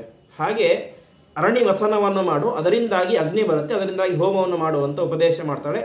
ಸರಿ ಅಂತ ಅವನು ಅದರಿಂದಾಗಿ ಕಟ್ಟಿಗೆಯನ್ನೆಲ್ಲ ಮುರಿದು ಅರಣಿ ಮಥನವನ್ನು ಮಾಡ್ತಾನೆ. ಅರಣಿ ಮಥನವನ್ನು ಮಾಡಿ ಅದರಿಂದಾಗಿ ವಿಶೇಷವಾದಂತಹ ಯಾಗವನ್ನು ಮಾಡಿ, ಆ ಯಾಗದಿಂದಾಗಿ ತಾನು ಮುಂದೆ ಗಂಧರ್ವನಾಗ್ತಾನೆ. ಹೀಗೆ ಮನುಷ್ಯನಾಗಿದ್ದಂತಹ ಪುರೂರವಸ್ಸು ಆ ದೇವಲೋಕದ ಅಪ್ಸರೆಯ ಸೌಂದರ್ಯಕ್ಕೆ ಮನಸೋತು ತಾನೂ ಕೂಡ ದೊಡ್ಡ ದೊಡ್ಡ ಯಜ್ಞ ಯಾಗಾದಿಗಳನ್ನು ಕೂಡ ಮಾಡಿ ತಾನು ಮುಂದೆ ಪುರೂರವಸ್ಸು ಹೋಗಿ ಒಬ್ಬ ಗಂಧರ್ವನಾಗಿ ಪರಿಣಾಮ ಆಗ್ತಾನೆ ಎಂಬುದಾಗಿ ಹೀಗೆ ಚಂದ್ರವಂಶದ ಕಥೆಯನ್ನು ಹೇಳ್ತಾರೆ.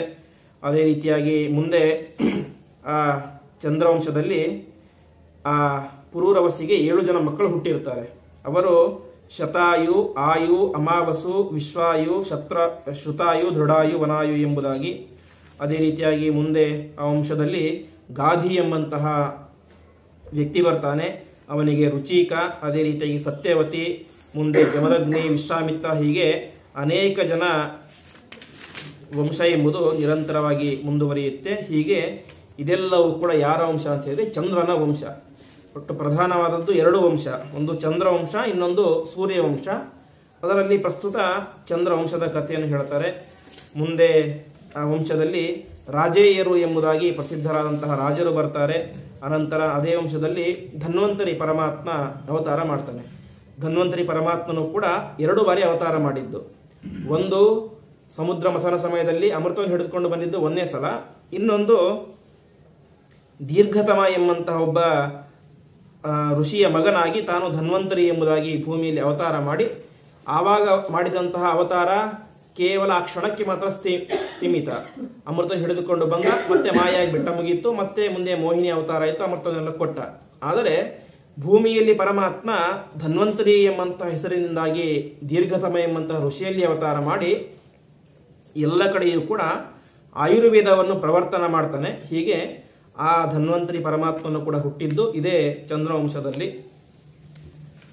ಮುಂದೆ ಆ ವಂಶದಲ್ಲಿ ದಿವೋದಾಸ ಮುಂತಾದಂತಹ ಅನೇಕ ವಿಧವಾದಂತಹ ರಾಜರು ಹುಡ್ತಾರೆ. ಅದೇ ರೀತಿಯಾಗಿ ನಿಕುಂಭ, ಆ ನಿಕುಂಭನಿಗೆ ತ್ರ್ಯಂಬಕ, ತ್ರ್ಯಂಬಕನಿಗೆ ಶ್ರುತಶೇಷ, ಹೀಗೆ ಅನೇಕ ವಿಧವಾದಂತಹ ರಾಜ ಮಹಾರಾಜರೆಲ್ಲರೂ ಕೂಡ ಹುಡ್ತಾರೆ. ಇಷ್ಟೆಲ್ಲ ಹುಟ್ಟಿ ಮುಂದೆ ಮತ್ತೆ ಇನ್ನೊಬ್ಬ ರಾಜನ ಕಥೆಯನ್ನು ಹೇಳಿಕ್ಕೆ ಪ್ರಾರಂಭ ಮಾಡ್ತಾರೆ. ಯಾರು ಅಂದರೆ ಯಯಾತಿ ಅಂತ. ಈ ಯಯಾತಿ ರಾಜ ಯಾರು ಅಂದರೆ, ಹಿಂದೆ ನಾವು ಆ ಪಿತೃದೇವತೆಗಳ ಗಣವನ್ನು ನೋಡಿದೆವು, 7 ಜನ ಪಿತೃದೇವತೆಗಳು ಅಂತ.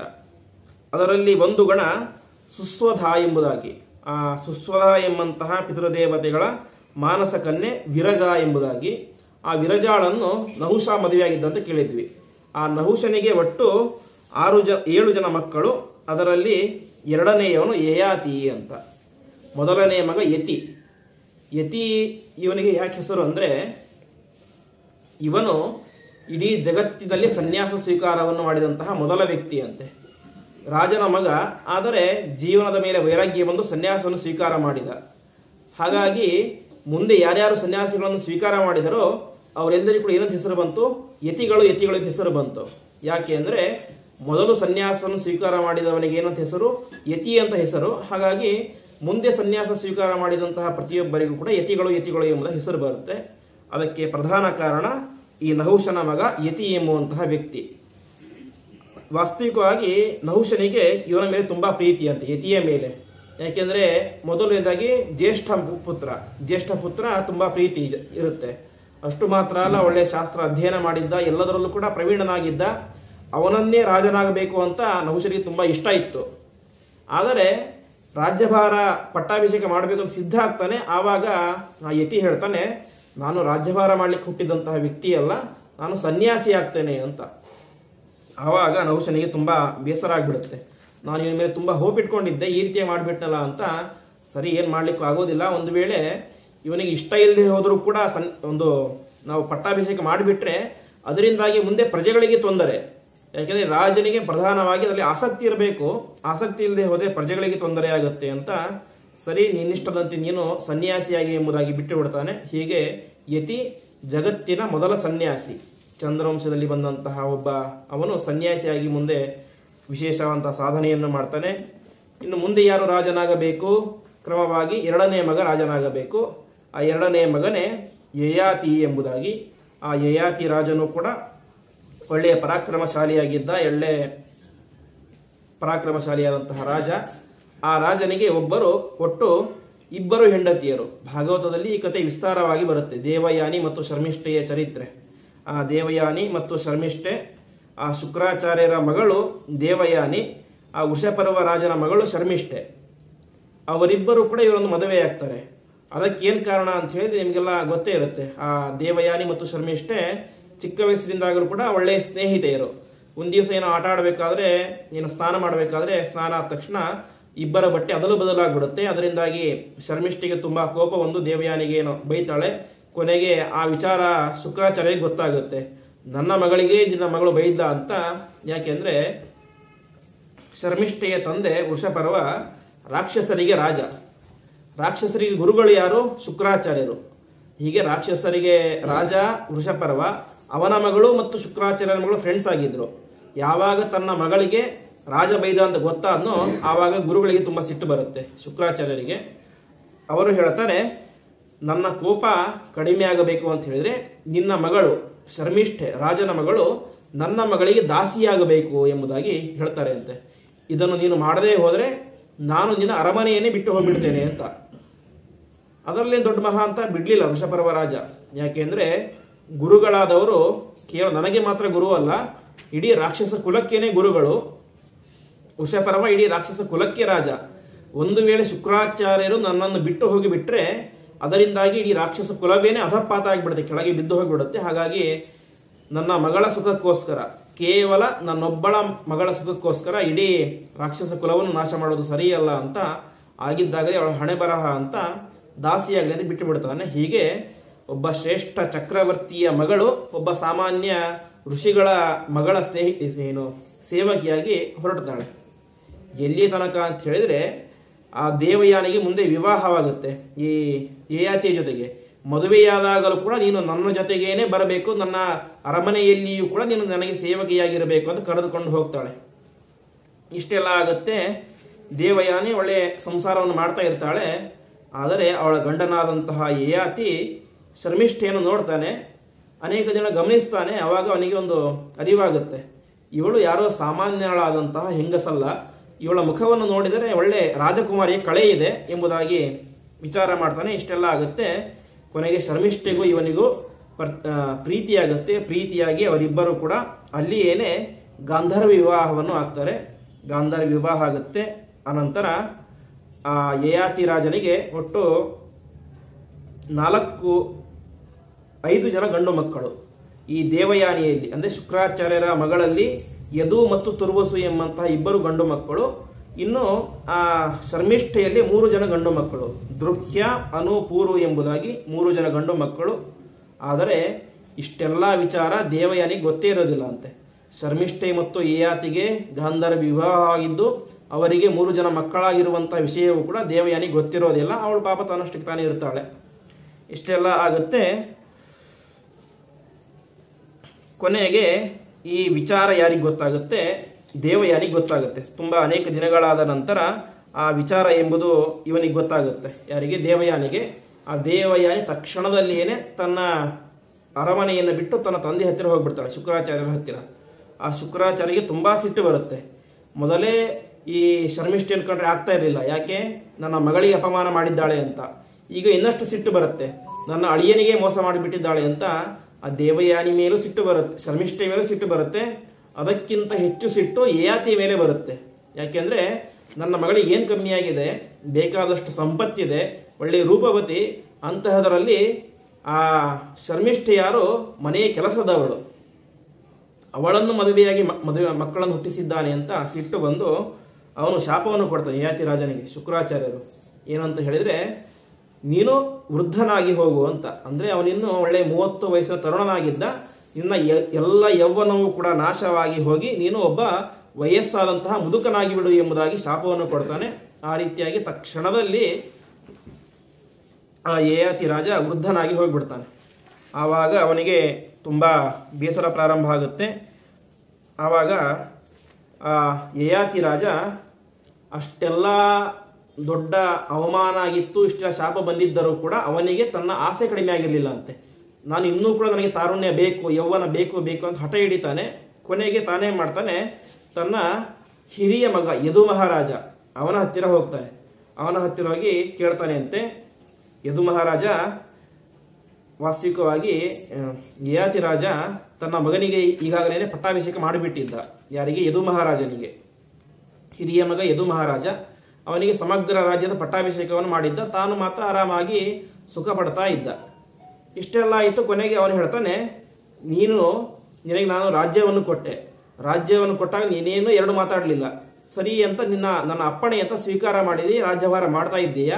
ನೀನು ಹೇಗೆ ನಾನು ರಾಜ್ಯ ಕೊಟ್ಟಾಗ ರಾಜ್ಯ ಸ್ವೀಕಾರ ಮಾಡಿದೆಯೋ ಹಾಗೆ ಈಗ ನಿನಗೆ ನಾನು ನನ್ನ ಮುಪ್ಪನ್ನು ಕೊಡ್ತೇನೆ, ಅರ್ಥಾತ್ ನನ್ನ ವಯಸ್ಸಾದಂತಹ ದೇಹವನ್ನು ನೀನು ಪಡಿಬೇಕು, ನಿನ್ನ ತಾರುಣ್ಯವನ್ನು ನನಗೆ ಕೊಡಬೇಕು ವಾಪಸ್ ಅಂತ ಹೇಳ್ತಾನೆ. ಆವಾಗ ಯದು ಮಹಾರಾಜ ಸ್ವಲ್ಪ ಚಿಂತೆ ಮಾಡ್ತಾನೆ, ಯೋಚನೆ ಮಾಡಿ ಅವನು ಹೇಳ್ತಾನೆ, ಇಲ್ಲ, ನಾನು 2 ತಿಂಗಳಾದ ಮೇಲೆ ಒಂದು ದೊಡ್ಡ ಹೋಮವನ್ನು ಇಟ್ಕೊಂಡಿದ್ದೇನೆ, ಅದಕ್ಕೋಸ್ಕರ ವಯಸ್ಸಾಗ್ಬಿಟ್ರೆ ಹೋಮ ಮಾಡ್ಲಿಕ್ಕೆ ಆಗೋದಿಲ್ಲ, ದಾನ ಕೊಡ್ಲಿಕ್ಕೆ ಆಗೋದಿಲ್ಲ, ನನಗೆ ಆಗೋದಿಲ್ಲ ಅಂತ ಹೇಳ್ತಾನಂತೆ. ಯಯಾತಿಗೆ ಗೊತ್ತಾಗುತ್ತೆ, ಯದು ಮಹಾರಾಜನಿಗೆ ಅವನ ತಾರುಣ್ಯವನ್ನು ನನಗೆ ಕೊಡ್ಲಿಕ್ಕೆ ಇಷ್ಟ ಇಲ್ಲ ಅಂತ ಗೊತ್ತಾಗುತ್ತೆ. ಯಾಕೆಂದ್ರೆ ವಯಸ್ಸಾದ್ರೆ ಯಜ್ಞಯಾಗಾದಿಗಳು ಮಾಡೋದೇನು ದೊಡ್ಡ ವಿಚಾರವೇ ಅಲ್ಲ, ಆರಾಮಾಗಿ ಮಾಡ್ಬೋದು, ಅವನಿಗೆ ಇಷ್ಟ ಇಲ್ಲ, ಸುಮ್ಮನೆ ಕುಂಟು ನೆಪ ಹೇಳ್ತಾ ಇದ್ದಾನೆ ಅಂತ ಗೊತ್ತಾಗುತ್ತೆ. ಸರಿ ಅಂತ ಇನ್ನೊಬ್ಬ ಮಗನ ಹತ್ತಿರ ಹೋಗ್ತಾನೆ. ಇನ್ನೊಬ್ಬ ಮಗನ ಹತ್ತಿರ ಹೋದಾಗಲೂ ಕೂಡ ಅಲ್ಲೇನಾಗುತ್ತೆ, ಅವನು ಅದೇ ಕಾರಣ ಹೇಳ್ತಾನೆ, ನನಗೆ ಕೊಡಲಿಕ್ಕೆ ಆಗೋದಿಲ್ಲ ಅಂತ. ಹೀಗೆ 4 ಜನ ಮಕ್ಕಳು ಕೂಡ ತಮ್ಮ ತಮ್ಮ ಯೌವನವನ್ನು ತಮ್ಮ ತಂದೆಗೆ ಕೊಡಲಿಕ್ಕೆ ಸಿದ್ಧರಾಗೋದೇ ಇಲ್ಲ. ಅದು ಸಹಜ. ಯಾರಾದರೂ ಕೂಡ ತಮ್ಮ ಯೌವನವನ್ನು ಬಿಟ್ಟು ಮುಪ್ಪನ್ನು ಸ್ವೀಕಾರ ಮಾಡಲಿಕ್ಕೆ ಯಾರು ಕೂಡ ಮನಸ್ಸು ಬರೋದೇ ಇಲ್ಲ. ಇವನಿಗೆ ತನ್ನ ಶಾಪದ ಪರಿಣಾಮವಾಗಿ ಬಂದಿತ್ತಷ್ಟೇ, ಆವಾಗ ಯಾರು ಕೂಡ ಒಪ್ಕೊಳ್ಳೋದಿಲ್ಲ. ಕೊನೆಗೆ ತಾನೇ ಮಾಡ್ತಾನೆ, ತನ್ನ ಕೊನೆಯ ಮಗನಾದಂತಹ ಪೂರುವಿನ ಹತ್ತಿರ ಹೋಗ್ತಾನೆ. ಆ ಪೂರುವಿನ ಹತ್ತಿರ ಹೋಗಿ ಈ ರೀತಿಯಾಗಿ ಹೇಳ್ತಾನೆ, ನನಗೆ ಈ ರೀತಿಯಾಗಿ ಶಾಪದಿಂದಾಗಿ ಮುಪ್ಪು ಬಂದಿದೆ, ಅದನ್ನು ನೀನು ಸ್ವೀಕಾರ ಮಾಡು, ನಿನ್ನ ತಾರುಣ್ಯವನ್ನು ನನಗೆ ಕೊಡು ಅಂತ. ಆ ಪೂರು ಒಂದು ಕ್ಷಣವೂ ಕೂಡ ಆಚೆ ಈಚೆ ಯೋಚನೆ ಮಾಡೋದಿಲ್ಲ ಅಂತೆ. ತಂದೆ ಬಂದು ಪ್ರಾರ್ಥನೆ ಮಾಡ್ತಾ ಇದ್ದಾನೆ, ತಂದೆಯಾದವನು ಆಜ್ಞೆ ಮಾಡಬೇಕು ವಾಸ್ತವಿಕವಾಗಿ ಮಕ್ಕಳಿಗೆ, ಆದರೆ ಈ ನನ್ನ ತಂದೆಯಾದವನು ಬಂದು ಪ್ರಾರ್ಥನೆ ಮಾಡ್ತಾ ಇದ್ದಾನೆ, ಹಾಗಾಗಿ ನನ್ನ ತಂದೆ ಉದ್ಧಾರ ಆಗಬೇಕು ಅಂತ ತನ್ನ ಅಪೂರ್ವವಾದಂತಹ ತಾರುಣ್ಯವನ್ನು, ವಾಸ್ತವಿಕವಾಗಿ ಪೂರ್ವ ಅಂತ ಹೇಳಿದ್ರೆ ತುಂಬಾ ಚಂದ ಇರುವವನು ಅಂತ, 5 ಜನ ಗಂಡು ಮಕ್ಕಳಲ್ಲಿ ಪೂರ್ವಿನಷ್ಟು ಸೌಂದರ್ಯ ಯಾರಿಗೂ ಇರಲಿಲ್ಲ ಅಂತ, ಅಷ್ಟು ಸೌಂದರ್ಯ ಇತ್ತು, ಒಳ್ಳೆ ತಾರುಣ್ಯ ಇತ್ತು. ಆದರೆ ತಂದೆಯ ಒಂದೇ ಒಂದು ಮಾತಿಗೆ, ಇದು ನಾನು ಮಾಡೋದು ನನ್ನ ತಂದೆಗೆ ಮಾಡುವಂತಹ ಸೇವೆ ಎಂಬಂತಹ ಒಂದು ಉದ್ದೇಶದಿಂದಾಗಿ ಆ ಪೂರ್ವ ಏನ್ ಮಾಡ್ತಾನೆ, ತನ್ನ ಸಮಗ್ರವಾದಂತಹ ಯೌವನವನ್ನು ತನ್ನ ತಂದೆಗೆ ಕೊಡ್ತಾನೆ. ತನ್ನ ತಂದೆಯ ಹಣ್ಣಾದಂತಹ ಮುಪ್ಪು, 90 ವರ್ಷದ ವಯಸ್ಸಾದಂತಹ ಮುದುಕ ಹೇಗಿರಬೇಕು ಅಂತಹ ಮುಪ್ಪನ್ನು ತಾನು ಪಡಿತಾನೆ. ತಾನು ಪಡೆದು ರಾಜ್ಯಭಾರವನ್ನು ಮಾಡಲಿಕ್ಕೆ ಪ್ರಾರಂಭ ಮಾಡ್ತಾನೆ. ಈ ಕಡೆ ಇವನಿಗೇನಾಯಿತು, ಪೂರ್ವಿನ ಯೌವನ ಬಂತು, ಯೌವನ ಯಯಾತಿಗೆ ಬಂತು. ಯಯಾತಿಗೆ ಬಂತು, ಇದರಲ್ಲಿ ಮತ್ತೆ ವ್ಯತ್ಯಾಸ ಆಯಿತು ಅಂತೆ. ಏನಂದ್ರೆ ಇವನಿಗೆ ಏನು ಬಂದಿದೆ, ಈಗ ತಾರುಣ್ಯ ಬಂದಿದೆ ಯಯಾತಿಗೆ. ಆದರೆ ಇವನ ಹೆಂಡತಿಯರು ಯಾರು, ಶರ್ಮಿಷ್ಠೆ ಮತ್ತು ದೇವಯಾನಿ, ಅವರಿಬ್ಬರು ಕೂಡ ಈ ವಯಸ್ಸಿನಲ್ಲಿ ಇವನಿಗಿಂತ ದೊಡ್ಡವರಾಗಿಬಿಡ್ತಾರೆ. ಹಾಗಾಗಿ ಅದು ಸರಿಯಲ್ಲ ಅಂತ ಸ್ವರ್ಗಲೋಕದ ಇನ್ನೊಬ್ಬ ಅಪ್ಸರೆಯನ್ನು ತಾನು ಮದುವೆಯಾಗಿ ಅವಳೊಟ್ಟಿಗೆ ಭೋಗ ಮಾಡಲಿಕ್ಕೆ ಪ್ರಾರಂಭ ಮಾಡ್ತಾನೆ. ಎಷ್ಟು ಅಂತ ಹೇಳಿದ್ರೆ 1000 ವರ್ಷಗಳ ಕಾಲ ನಿರಂತರವಾಗಿ ಆ ತನ್ನ ಮಗನ ತಾರುಣ್ಯವನ್ನು ತಾನು ಪಡೆದು ವಿಶೇಷವಾಗಿ ಭೋಗ ಮಾಡ್ತಾನೆ ಮಾಡಿ ಮಾಡಿ ಮಾಡಿ ಕೊನೆಗೆ ಅವನಿಗೆ ಆ ಭೋಗದ ಮೇಲೇನೆ ವೈರಾಗ್ಯ ಬಂದುಬಿಡುತ್ತೆ. ಅವನು ಹೇಳ್ತಾನೆ, ನಜಾತು ಕಾಮಾನ ಉಪಭೋಗೇನ ಶಾಮ್ಯತಿ ಹವಿಷಾ ಕೃಷ್ಣವರ್ತೇಮ ಭೂಯ ಏವಾಭಿವರ್ಧತೆ ಅಂತ. ಉರಿಯುತ್ತಿರುವಂತಹ ಬೆಂಕಿ ಅದನ್ನು ಆರಿಸ್ಬೇಕಂತ ಹೇಳಿ ಅದಕ್ಕೆ ತುಪ್ಪ ಹಾಕಿದರೆ ಅದು ಇನ್ನಷ್ಟು ಜಾಸ್ತಿ ಉರಿಯುತ್ತೆ ಹೊರತು ಕಡಿಮೆ ಆಗೋದಿಲ್ಲ. ಹಾಗೆ ನಾವು ಕೂಡ ಏನು ಮಾಡ್ತಾ ಇದ್ದೀವಿ, ಈ ರೀತಿಯಾಗಿ ತೃಪ್ತಿ ಪಡಬೇಕು ಅಂತ ಅನ್ಕೊಳ್ತಾ ಇದ್ದೀವಿ. ತೃಪ್ತಿ ಎಂಬುದು ಇನ್ನಷ್ಟು ಕಾಮಗಳನ್ನು ಅನುಭವಿಸಿದರೆ ಅದು ಇನ್ನಷ್ಟು ಜಾಸ್ತಿ ಆಗುತ್ತೆ ಹೊರತು ಕಡಿಮೆ ಆಗಲಿಕ್ಕೆ ಸಾಧ್ಯನೇ ಇಲ್ಲ. ಹಾಗಾಗಿ ನಾನು ಮಹಾ ಪಾಪಿಷ್ಟ. ಎಂತಹ ಪಾಪಿಷ್ಟ ಅಂತ ಹೇಳಿದ್ರೆ, ಹಡೆದಂತಹ ಮಗನ ತಾರುಣ್ಯವನ್ನು ನಾನು ಪಡೆದು ಅದರಿಂದಾಗಿ ಅವನ ಜೀವನವನ್ನೇ ವ್ಯರ್ಥ ಮಾಡಿಬಿಟ್ಟೆ. ಹೀಗೆ ನೋಡಿದರೆ ಪೂರ್ವಿನ ತ್ಯಾಗ ದೊಡ್ಡ ತ್ಯಾಗ. 1000 ವರ್ಷಗಳ ಕಾಲ ನಿರಂತರವಾಗಿ ವಯಸ್ಸಾದ ವ್ಯಕ್ತಿಯ ರೀತಿಯಲ್ಲೇ ಅವನಿದ್ದ ಪಾಪ. ನನ್ನ ಮಗನಿಗೆ ನಾನು ತುಂಬಾ ದೊಡ್ಡ ಮೋಸ ಮಾಡಿಬಿಟ್ಟೆ ಎಂಬುದಾಗಿ ಅವನಿಗೆ ತುಂಬಾ ಬೇಸರ ಆಗುತ್ತೆ. ಇಷ್ಟೆಲ್ಲ ಬೇಸರಾಗಿ ಇನ್ನು ಮುಂದೆ ನಾನು ಈ ಅರಮನೆಯಲ್ಲಿ ಏನೇ ಇರೋದಿಲ್ಲ ಎಂಬುದಾಗಿ ನಿಶ್ಚಯವನ್ನು ಮಾಡಿ ನೇರವಾಗಿ ತನ್ನ ಮಗನ ಹತ್ತಿರ ಹೋಗ್ತಾನೆ. ಮಗನ ಹತ್ತಿರ ಹೋಗಿ ಅವನಿಗೆ ತುಂಬಾ ಸಾಷ್ಟಾಂಗ ನಮಸ್ಕಾರನೇ ಮಾಡಿಬಿಡ್ತಾನೆ ಅಂತ ಹೇಳ್ತಾರೆ. ನನ್ನಿಂದ ದೊಡ್ಡ ತಪ್ಪಾಯಿತು, ದಯವಿಟ್ಟು ನನ್ನನ್ನು ಕ್ಷಮಿಸು, ನಿನ್ನ ತಾರುಣ್ಯವನ್ನು ನಿನಗೆ ನಾನು ವಾಪಸ್ ಕೊಡ್ತೇನೆ ಅಂತ ಹೇಳ್ತಾನೆ. ಸರಿ ಅಂತ ಆ ಯಯಾತಿ ರಾಜ ತನಗೆ ಬಂದಂತಹ ಆ ತಾರುಣ್ಯವನ್ನು ಪುನಃ ತನ್ನ ಮಗನಿಗೇನೆ ವಾಪಸ್ ಕೊಡ್ತಾನೆ. ಅವನ ಯಾವ ಮುಪ್ಪನ್ನು ತಾನು ಸ್ವೀಕಾರ ಮಾಡ್ತಾನೆ. ಹೀಗೆ ಮೊದಲಿದ್ದ ಹಾಗೇನೆ ಅವರಿಬ್ಬರು ಕೂಡ ಆಗ್ತಾರೆ. ಹೀಗೆ ಅನಂತರ ಆ ಯಯಾತಿ ಎಂಬಂತಹ ರಾಜ ವಿಶೇಷವಾಗಿ ತನ್ನ ಇಬ್ಬರು ಹೆಂಡತಿಯರು ಶರ್ಮಿಷ್ಠೆ ಮತ್ತು ದೇವಯಾನಿ ಅವರಿಬ್ಬರ ಜೊತೆ ಸೇರಿಕೊಂಡು ಕಾಡಿಗೆ ಹೋಗಿ ನಿರಂತರವಾಗಿ ವಿಶೇಷವಾದಂತಹ ತಪಸ್ಸನ್ನು ಮಾಡಿ ಆ ಪರಮಾತ್ಮನ ಅನುಗ್ರಹದಿಂದಾಗಿ ಮೋಕ್ಷವನ್ನು ಪಡಿತಾನೆ ಎಂಬುದಾಗಿ ಆ ಯಯಾತಿ ರಾಜನ ಚರಿತ್ರೆ ಬರುತ್ತೆ. ಮುಂದೆ ಆ ಯಯಾತಿ ವಂಶದಲ್ಲಿ ಅನೇಕ ಜನ ರಾಜರು ಬರ್ತಾರೆ. ಅದರಲ್ಲಿ ಒಬ್ಬ ರಾಜ ರೌದ್ರಾಶ್ವ ಅಂತ, ಅವನಿಗೆ ಪ್ರಭಾಕರ, ಅವನಿಗೆ ಕಕ್ಷೇಯ, ಮುಂದೆ ತಿತಿಕ್ಷು, ಹೀಗೆ ಅನೇಕ ಜನ ರಾಜಾಧಿರಾಜರು ಹುಡ್ತಾರೆ. ಅದೇ ವಂಶದಲ್ಲಿ ಋಷ್ಯಶೃಂಗ ಎಂಬಂತಹ ವ್ಯಕ್ತಿ ಹುಡ್ತಾನೆ. ಅವನಿಗೆ ಆದಿರಥ ಎಂಬಂತಹ ಮಗ, ಅವನಿಗೆ ಕರ್ಣ, ಅವನಿಗೆ ವಿಜಯ, ಹೀಗೆ ಹರಿವಂಶದಲ್ಲಿ ವಿಶೇಷವಾಗಿ ಅನೇಕ ಜನ ರಾಜಾಧಿರಾಜರ ಕಥೆ ಎಂಬುದು ಬರುತ್ತೆ. ಇಷ್ಟೆಲ್ಲ ಆಗುತ್ತೆ. ಕೊನೆಗೆ ಆ ವಂಶದಲ್ಲಿ ರುಚೇಯ ಎಂಬಂತಹ ಇನ್ನೊಬ್ಬ ವ್ಯಕ್ತಿ ಹುಡ್ತಾನೆ. ಆ ವ್ಯಕ್ತಿಗೆ ಪ್ರತಿರಥನಿಗೆ ಕಣ್ವ, ಕಣ್ವನಿಗೆ ತಮಸು ಎಂಬಂತಹ ರಾಜ, ಈಗೆಲ್ಲ ಇಷ್ಟೆಲ್ಲ ರಾಜರು ಹುಡ್ತಾರೆ. ಕೊನೆಗೆ ಧರ್ಮನೇತ್ರ ಎಂಬಂತಹ ಒಬ್ಬ ರಾಜ ಬರ್ತಾನೆ. ಆ ಧರ್ಮನೇತ್ರ ಎಂಬಂತಹ ರಾಜನಿಗೆ ಹುಟ್ಟಿದಂಥ ಮಗನೇನೆ ದುಷ್ಯಂತ ಚಕ್ರವರ್ತಿ ಅಂತ. ಆ ದುಷ್ಯಂತ ಚಕ್ರವರ್ತಿ ಅವನ ಮಗ ಭರತ ಚಕ್ರವರ್ತಿ ಅಂತ. ಇಷ್ಟೆಲ್ಲ ಕಥೆಯನ್ನು ಹೇಳ್ತಾರೆ. ಮುಂದೆ ಆ ದುಷ್ಯಂತ ಮತ್ತು ಶಕುಂತಲೆಯ ಉಪಾಖ್ಯಾನ ನಿಮಗೆಲ್ಲ ಗೊತ್ತೇ ಇದೆ. ಆ ದುಷ್ಯಂತ ಒಳ್ಳೆ ಸಾತ್ವಿಕನಾದಂತಹ ರಾಜ, ಕಾಡಿಗೆ ಬೇಟೆಯಾಡಲಿಕ್ಕೆ ಅಂತ ಹೋಗಿದ್ದ. ರಾಜರು ಬೇಟೆಯಾಡಲಿಕ್ಕೆ ಹೋಗ್ತಾರೆ ಅಂತ ಹೇಳಿದ್ರೆ ಒಟ್ಟು ಎರಡು ಕಾರಣ ಅಂತೆ. ಒಂದು, ಆ ಇಡೀ ಊರಿನ ಜನತೆ ಏನಾದರೂ ಕೂಡ ನಮಗೆ ಕೃಷಿ ಮಾಡಲಿಕ್ಕೆ ತುಂಬ ತೊಂದರೆ ಆಗ್ತಾ ಇದೆ, ಅಂದರೆ ಕಾಡು ಪ್ರಾಣಿಗಳ ಒಂದು ತಿಂದು ಬಿಡೋದು ಹುಲ್ಲನ್ನು, ಇದನ್ನೆಲ್ಲ ಬೆಳೆದಂತಹ ಪೈರನ್ನು. ಇನ್ನೊಂದು, ರಾಜ್ಯದ ಒಳಗಡೆ ಬಂದು ಯಾರನ್ನಾದರೂ ಕೊಂದು ಬಿಡೋದು, ಇದು ಒಂದು ಕಾರಣ. ಇನ್ನೊಂದು, ಅವರಿಗೆ ಬೇಟೆಯಾಡೋದೊಂದು ಕ್ರೀಡೆ ಇದ್ದ ರೀತಿ, ಒಂದು ಆಟ ಇದ್ದ ರೀತಿ, ಅದು ಕ್ಷತ್ರಿಯರಿಗೆ ಮಾತ್ರ. ಹಾಗಾಗಿ ಆ ದುಷ್ಯಂತ ಮಹಾರಾಜ ಬೇಟೆಯಾಡಲಿಕ್ಕೆ ಅಂತ ಒಂದು ಕಾಡಿಗೆ ಹೋಗಿರ್ತಾನೆ. ಕಾಡಿನಲ್ಲಿ ಹೋಗ್ತಾನೆ, ತುಂಬಾ ಕಡೆ ಎಲ್ಲ ಬೇಟೆಯೆಲ್ಲ ಆಡ್ತಾನೆ. ತುಂಬಾ ಸುಸ್ತಾಗುತ್ತೆ, ನೀರಡಿಕೆ ಆಗುತ್ತೆ. ನೀರಡಿಕೆ ಅಂತ ಒಂದು ಆಶ್ರಮ ಇರುತ್ತೆ. ಆ ಆಶ್ರಮಕ್ಕೆ ಹೋಗ್ತಾನೆ. ಆ ಆಶ್ರಮ ಕಣ್ವ ಋಷಿಗಳ ಆಶ್ರಮ.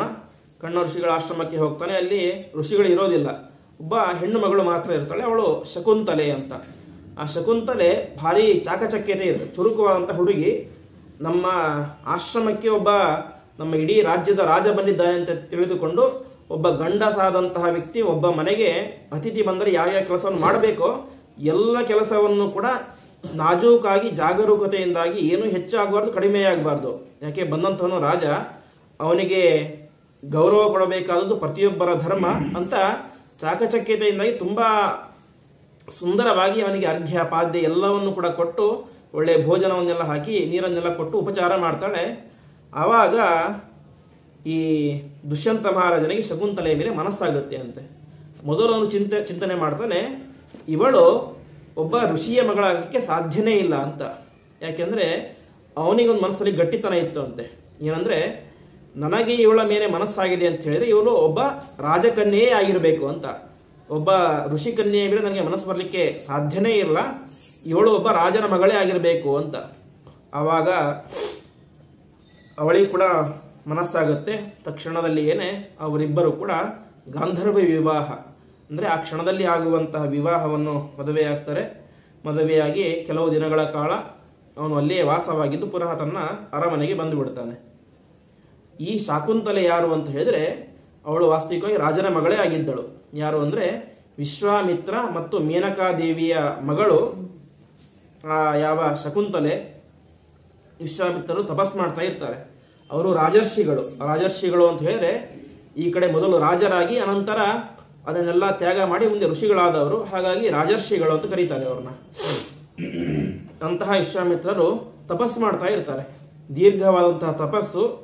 ಆವಾಗ ಮತ್ತೆ ಇಂದ್ರದೇವರು ತಪೋಭಂಗ ಮಾಡಲಿಕ್ಕೆ ಅಂತ ಮೇನಕೆಯನ್ನು ಕಳಿಸ್ತಾರೆ. ಆವಾಗ ಆ ಮೇನಕೆಯ ರೂಪಕ್ಕೆ ಸೋತು ವಿಶ್ವಾಮಿತ್ರರು ತಪಸ್ಸನ್ನು ಬಿಟ್ಟು ಈ ಮೇನಕಾದೇವಿಯೊಟ್ಟಿಗೆ ಅನೇಕ 106 ವರ್ಷಗಳ ಕಾಲ ದೀರ್ಘವಾದಂತಹ ದಾಂಪತ್ಯ ಮಾಡ್ತಾರೆ. ಆ ದಾಂಪತ್ಯದ ಫಲವಾಗಿ ಈ ಶಾಕುಂತಲೆ ಹುಡ್ತಾಳೆ. ಕೊನೆಗೆ ಅನೇಕ ವರ್ಷ ಎಲ್ಲ ಆಗುತ್ತೆ. ಹುಟ್ಟಿದ ನಂತರ ಏನಾಗುತ್ತೆ, ಆ ಆ ವಿಶ್ವಾಮಿತ್ರರಿಗೆ ತಮ್ಮ ತಪ್ಪಿನ ಅರಿವಾಗುತ್ತೆ.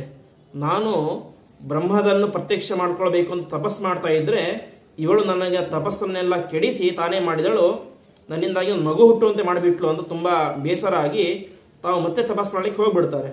ಈ ಕಡೆ ಮೇನಕೆ ಬಂದಂತಹ ಕೆಲಸ ಏನು? ವಿಶ್ವಾಮಿತ್ರರ ತಪಸ್ಸನ್ನು ಭಂಗ ಮಾಡಬೇಕು. ಯಾಕೆ? ಅಧಿಕ ಪುಣ್ಯವನ್ನು ಸಂಪಾದನೆ ಮಾಡಿದ್ರು, ಅವರ ಪುಣ್ಯ ಭಂಗ ಆಗಬೇಕು ಅಂತ ತಾನು ಬಂದಿದ್ದು. ತಾನೇನು ಮಾಡಿಬಿಟ್ಲು? ಸ್ವರ್ಗಲೋಕಕ್ಕೆ ಹೋಗ್ಬಿಟ್ಲು. ಈ ಕಡೆ ವಿಶ್ವಾಮಿತ್ರರು ಏನು ಮಾಡಿದ್ರು? ತಮ್ಮ ಆಶ್ರಮಕ್ಕೆ ಹೋಗ್ಬಿಟ್ರು. ಇವರಿಬ್ಬರ ಮಧ್ಯದಲ್ಲಿ ಮೋಸ ಆಗಿದ್ದು ಯಾರಿಗಂತೆ ಹೇಳಿದ್ರೆ ಈ ಹೆಣ್ಣು ಮಗುವಿಗೆ. ಆಗ ತಾನೇ ಹುಟ್ಟಿದಂತಹ ಹೆಣ್ಣು ಮಗು ಇನ್ನೂ ನಾಮಕರಣ ಕೂಡ ಆಗಿಲ್ಲ. ಆ ಹೆಣ್ಣು ಮಗುವನ್ನು ಅಲ್ಲೇ ಬಿಟ್ಟು ಹೋಗ್ಬಿಟ್ರು. ನನಗೂ ಸಂಬಂಧ ಇಲ್ಲ, ತವರು ಹೋದ್ರು, ನನಗೂ ಸಂಬಂಧ ಇಲ್ಲ ಅಂತ ಮೇನಕಾದೇವಿ ಹೋಗ್ಬಿಟ್ರು ಸ್ವರ್ಗಕ್ಕೆ. ಇಷ್ಟೆಲ್ಲ ಆಗುತ್ತೆ. ಆವಾಗ ಆ ಹೆಣ್ಣು ಮಗುವನ್ನು ರಕ್ಷಣೆ ಮಾಡಿದ್ಯಾರು ಅಂತ ಹೇಳಿದ್ರೆ ಶಕುಂತಕ ಎಂಬಂತಹ ಪಕ್ಷಿಗಳು. ಆ ಶಕುಂತಕ ಎಂಬಂತಹ ಪಕ್ಷಿಗಳು ಅದರ ಮೇಲೆ ರೆಕ್ಕೆಯನ್ನೆಲ್ಲ ಮುಚ್ಚಿ ಚೆನ್ನಾಗಿ ರಕ್ಷಣೆಯನ್ನು ಮಾಡ್ತಾರೆ. ಹೀಗೆ ರಕ್ಷಣೆಯನ್ನು ಮಾಡಿ ಅವಳಿಗೆ ಶಕುಂತಲಾ ಎಂಬುದಾಗಿ ಹೆಸರು ಬರುತ್ತೆ. ಶಕುಂತಕ ಪಕ್ಷಿಗಳು ರಕ್ಷಣೆ ಮಾಡಿದ್ರಿಂದಾಗಿ ಶಕುಂತಲಾ ಎಂಬುದ ಹೆಸರು ಬರುತ್ತೆ. ಮುಂದೆ ಆ ಕಾಡಿನಲ್ಲಿ ಒಂದು ದಿನ ಈ ಕಣ್ಣು ಋಷಿಗಳು ಸಂಚಾರ ಮಾಡ್ತಾ ಬಂದಿರ್ತಾರೆ. ಹೆಣ್ಣು ಮಗುವನ್ನು ನೋಡ್ತಾರೆ. ಮುಖದಲ್ಲಿ ಒಳ್ಳೆ ಬ್ರಹ್ಮ ಕಳೆ ಇರುತ್ತೆ. ಆ ಬ್ರಹ್ಮ ಕಳೆಯನ್ನು ನೋಡಿ ಇವಳು ಒಳ್ಳೆ ರಾಜಕುಮಾರಿ ಇರಬೇಕು ಎಂಬುದಾಗಿ ತಿಳಿದುಕೊಂಡು ತಮ್ಮ ಮಗಳ ರೀತಿಯಲ್ಲೇನೆ ಅವಳನ್ನು ಸಾಕಲಿಕ್ಕೆ ಶುರು ಮಾಡ್ತಾರೆ. ಹೀಗೆ ಕಣ್ಣು ಋಷಿಗಳ ಸಾಕು ಮಗಳು ಈ ಶಕುಂತಲೆ. ಅವಳನ್ನು ಗಾಂಧರ್ವ ವಿಧಿಯಿಂದಾಗಿ ವಿವಾಹವಾಗಿ ಅವಳೊಟ್ಟಿಗೆ ಸ್ವಲ್ಪ ಕಾಲ ವಾಸ ಮಾಡಿ ದುಷ್ಯಂತ ತನ್ನ ಅರಮನೆಗೆ ಬಂದು ಬಿಡ್ತಾನೆ. ಸ್ವಲ್ಪ ತಿಂಗಳಾದ್ಮೇಲೆ ಗೊತ್ತಾಗುತ್ತೆ ನಾನು ಗರ್ಭವತಿಯಾಗಿದ್ದೇನೆ ಅಂತ. ಗರ್ಭವತಿ ಆಗಿದ್ದೇನೆ ಅಂತ ಗೊತ್ತಾಗುತ್ತೆ. ಮಗು ಕೂಡ ಹುಟ್ಟುತ್ತೆ. ಮಗು ಹುಟ್ಟಿದ ತಕ್ಷಣ ಕಣ್ಣು ಋಷಿಗಳಿಗೆ ಅನಿಸುತ್ತೆ ಇವಳು ಇನ್ನು ಮುಂದೆ ನನ್ನ ಮನೆಯಲ್ಲಿರೋದು ಸರಿಯಲ್ಲ ಅಂತ. ಯಾಕೆಂದ್ರೆ ಇವಳಿಗೆ ಮದುವೆನೂ ಆಗಿದೆ, ಕೊನೆಗೆ ಮಕ್ಕಳು ಆಗಿದೆ. ಹಾಗಾಗಿ ಇವಳು ಗಂಡನ ಮನೆಯಲ್ಲೇ ಇರಬೇಕು ಅಂತ ತೀರ್ಮಾನ ಮಾಡಿ ಕರೆದುಕೊಂಡು ಹೋಗ್ತಾಳೆ. ಪಾಪ ಎಲ್ಲ ಬಟ್ಟೆ ಗಂಟೆ ಎಲ್ಲ ಕಟ್ಟಿಕೊಂಡು ನೇರವಾಗಿ ದುಷ್ಯಂತನ ಅರಮನೆಗೆ ಹೋಗ್ತಾಳೆ. ದುಷ್ಯಂತನ ಅರಮನೆಗೆ ಹೋದಾಗ ಅಲ್ಲೇನಾಗುತ್ತೆ, ಆ ದುಷ್ಯಂತ ಹೇಳ್ತಾನೆ ಇವಳು ಯಾರು ಅಂತಾನೆ ನನಗೆ ಗೊತ್ತಿಲ್ಲ ಅಂತ ಹೇಳ್ಬಿಡ್ತಾನೆ. ಆವಾಗ ಶಕುಂತಲೆಗೆ ತುಂಬಾ ದಿಗ್ಭ್ರಮೆ ಆಗಿಬಿಡುತ್ತೆ. ಇದೇನಿದು, ನನ್ನೊಟ್ಟಿಗೆ ಅನೇಕ ದಿನಗಳ ಕಾಲ ವಾಸವಾಗಿದ್ದು ನನಗೆ ಮಗು ಕೊಟ್ಟಂತಹ ವ್ಯಕ್ತಿ ನೀವೇ ಹೀಗೆ ಗೊತ್ತಿಲ್ಲ ಅಂತ ಹೇಳ್ತೀರಿ, ಏನಿದು ಎಂಬುದಾಗಿ ಪ್ರಶ್ನೆ ಮಾಡ್ತಾಳೆ. ಅದಕ್ಕೆ ನಿಜವಾದಂತಹ ಕಾರಣವನ್ನು ಭಾಗವತ ಹೇಳುತ್ತೆ.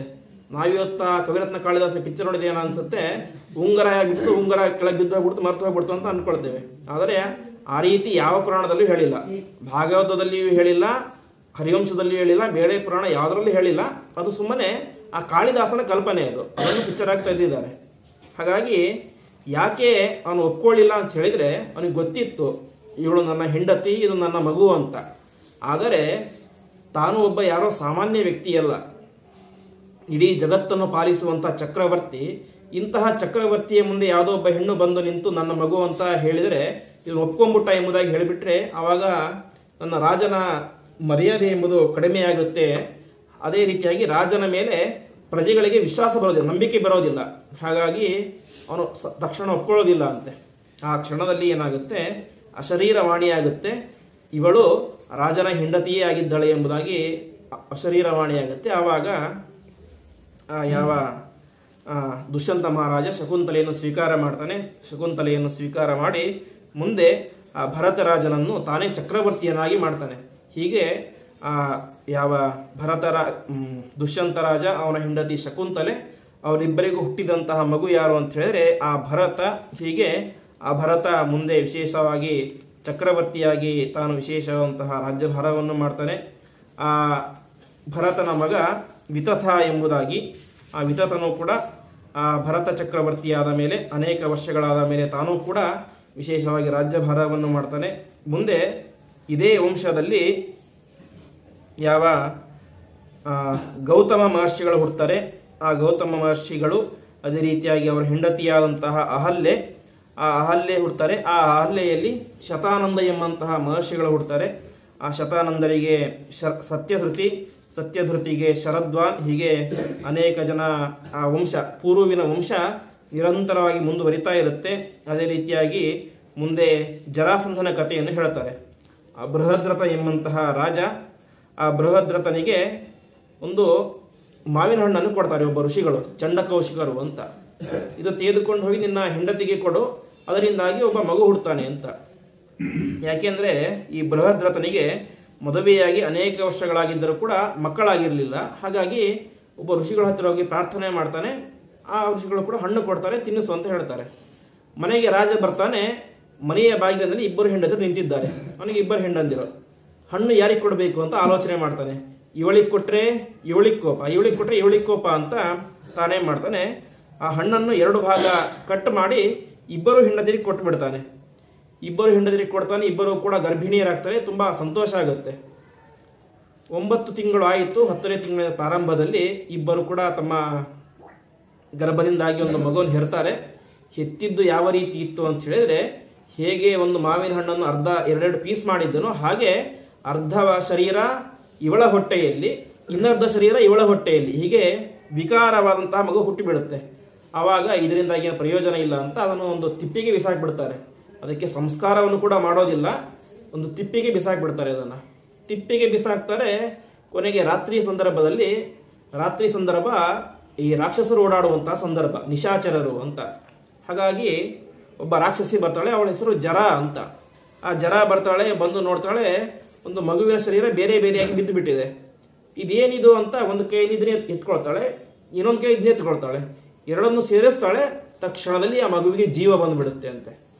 ಅಂದರೆ ಇಷ್ಟು ಕೆಲಸವನ್ನು ಅವರು ತಂದೆ ತಾಯಿಗಳೇ ಮಾಡಲಿಲ್ಲ, ಪಾಪ ಒಬ್ಬ ರಾಕ್ಷಸಿ ಮಾಡಬೇಕಾಯಿತು. ಈ ರೀತಿಯಾಗಿ ಯಾವ ಜರಾಸಂಧ ಈ ರೀತಿಯಾಗಿ ಹುಟ್ಟುತ್ತಾನೆ. ಅಂದರೆ ಹುಟ್ಟುವಾಗಲೇ ಬೇರೆ ಬೇರೆಯಾಗಿ ಹುಟ್ಟಿದಂತಹ ವ್ಯಕ್ತಿ ಆ ಜರಾಸಂಧ.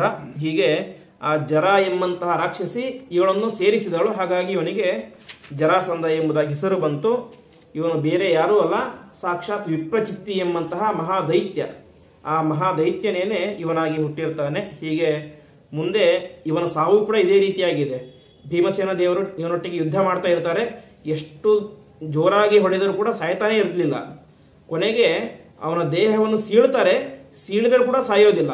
ಕೊನೆಗೆ ಕೃಷ್ಣ ಪರಮಾತ್ಮ ಹೇಳ್ತಾನೆ, ಅವನ ದೇಹವನ್ನು ಸೀಳಿ ಎಡಭಾಗವನ್ನು ಬಲಭಾಗಕ್ಕೆ ಬಿಸಾಕು, ಬಲಭಾಗವನ್ನು ಎಡಗಡೆ ಬಿಸಾಕು, ಆವಾಗ ಸಾಯ್ತಾನೆ ಅಂತ. ಹೇಗೆ ಹುಟ್ಟಬೇಕಾದ್ರೆ ಅವನ ದೇಹ ಯಾವ ರೀತಿ ಇತ್ತೋ ಅದೇ ರೀತಿ ಈ ಕ್ಷಣದಲ್ಲಿ ಮಾಡೋ ನೀನು, ಆವಾಗ ಅವನು ಸಾಯ್ತಾರೆ ಎಂಬುದಾಗಿ ಹೇಳ್ತಾರೆ. ಆ ರೀತಿಯಾಗಿ ಅವನು ಸತ್ತು ಹೋಗ್ತಾನೆ. ಇಷ್ಟೆಲ್ಲ ಕಥೆ ಹೇಳುತ್ತೆ. ಮುಂದೆ ಸಹದೇವ ಅಂದರೆ ಜರಾಸಂಧನ ಮಗ ಸಹದೇವ ಎಂಬಂತಹ ವ್ಯಕ್ತಿ, ಅವನ ವಂಶದ ಚರಿತ್ರೆಯನ್ನು ಹೇಳ್ತಾರೆ. ಅದೇ ರೀತಿಯಾಗಿ ಕುರುಕುಲದಲ್ಲಿ ಬಂದಂತಹ ಜನಮೇಜಯ, ಪರೀಕ್ಷಿತ್ ಇವರಿಬ್ಬರ ಚರಿತ್ರೆಯನ್ನು ಹೇಳ್ತಾರೆ. ಮುಂದೆ ಬಾಕ್ಲೀಕ ರಾಜ ಎಂಬಂತವನು ಹೇಗೆ ಹುಟ್ಟಿದ. ಆ ಬಾಕ್ಲೀಕ ರಾಜ ಪಂಜಾಬ್ ರಾಜ್ಯದ ರಾಜನಾಗಿದ್ದ. ಅಂದರೆ ಇವತ್ತು ನಾವು ನಿನ್ನೆ ಕೇಳಿದಂತೆ ಆ ದಶಾರ್ಣ ಎಂಬಂತಹ ರಾಜ್ಯದ ಅರ್ಧ ಭಾಗ ಪಂಜಾಬ್. ಆ ಪಂಜಾಬಿನ ರಾಜನಾಗಿ ಇವನು ಹುಟ್ಟುತ್ತಾನೆ. ಮುಂದೆ ಅದೇ ರೀತಿಯಾಗಿ ಭೀಷ್ಮನ ಜನನಾದ ನಂತರ ಧೃತರಾಷ್ಟ್ರ ಮತ್ತು ಪಾಂಡು ಇವರಿಬ್ಬರು ಕೂಡ ಹುಟ್ಟಿದ್ದು ಸಾಕ್ಷಾತ್ ವೇದವ್ಯಾಸ ರೂಪಿಯಾದಂತಹ ಪರಮಾತ್ಮನ ಅನುಗ್ರಹದಿಂದಾಗಿ ಇವರಿಬ್ಬರ ಜನನ ಆಗುತ್ತೆ. ಮುಂದೆ ಭೀಮ ಮತ್ತು ಅರ್ಜುನ ಜನನ. ಮಹಾಭಾರತದಲ್ಲಿ ವಾಸ್ತವಿಕವಾಗಿ ಈ ಎಲ್ಲ ಕಥೆ ಅತ್ಯಂತ ವಿಸ್ತಾರವಾಗಿ ಬರುತ್ತೆ. ಆದರೆ ಹರಿವಂಶದಲ್ಲಿ ಕೇವಲ ಒಂದೇ ಒಂದು ಶ್ಲೋಕದಲ್ಲಿ ಹೇಳಿ ಮುಗಿಸ್ಬಿಡ್ತಾರೆ. ಯಾಕೆಂದರೆ ಇದು ಮಹಾಭಾರತದ ಖಿಲಭಾಗ, ಉಳಿದ ಭಾಗ. ಅದರಲ್ಲಿ ಯಾವ ವಿಚಾರಗಳನ್ನು ವಿಸ್ತಾರವಾಗಿ ಹೇಳಿಲ್ವೋ ಆ ವಿಚಾರಗಳನ್ನು ಮಾತ್ರ ಇಲ್ಲಿ ವಿಸ್ತಾರವಾಗಿ ಹೇಳ್ತಾರೆ. ಅದರಲ್ಲೆಲ್ಲ ವಿಸ್ತಾರವಾಗಿ ಬಂದಿದೆ. ಭೀಮಾರ್ಜುನನ ಕತೆ, ಭೀಷ್ಮನ ಕತೆ, ಎಲ್ಲರ ಕತೆ. ಹಾಗಾಗಿ ಅತ್ಯಂತ ಸಂಕ್ಷಿಪ್ತವಾಗಿ ಹೇಳ್ತಾ ಹೋಗ್ತಾರೆ. ಹೀಗೆ ಭೀಮ ಅರ್ಜುನ ಹುಡ್ತಾರೆ. ಮುಂದೆ ಅದೇ ವಂಶದಲ್ಲಿ ತುರ್ವಸು ಮುಂತಾದಂತಹ ಅನೇಕ ರಾಜಾದಿರಾಜರು ಎಲ್ಲರೂ ಕೂಡ ಹುಡ್ತಾರೆ ಎಂಬುದಾಗಿ ಕಥೆಯನ್ನು ಹೇಳ್ತಾರೆ. ಇಷ್ಟೆಲ್ಲ ಕಥೆಯನ್ನು ಹೇಳಿ ಇಲ್ಲಿಗೆ ಪೂರ್ವಿನ ಕಥೆ ಮುಗೀತು. ಮುಂದೆ ಈ ವಂಶದಲ್ಲಿ ಮುಂದೆ ಇನ್ನೊಬ್ಬ ಮಗ ಯಾರು, ಯಯಾತಿಗೆ ಯದು ಅಂತ. ಯದು, ತುರ್ವಸು, ಪೂರು ಹೀಗೆ 5 ಜನ ಮಕ್ಕಳು. ಅದರಲ್ಲಿ ಯದುವಿನ ವಂಶವನ್ನು ಮುಂದೆ ವರ್ಣನೆ ಮಾಡ್ತಾರೆ. ಅಂತಹ ಯದುವಿನ ಚರಿತ್ರೆಯನ್ನು ನಾಳೆ ದಿನ ಪ್ರವಚನದಲ್ಲಿ ನೋಡೋಣ ಎಂಬುದಾಗಿ ಹೇಳುತ್ತಾ ಇಂದಿನ ಪ್ರವಚನವನ್ನು ಶ್ರೀಕೃಷ್ಣ ಅರ್ಪಣಮಸ್ತು.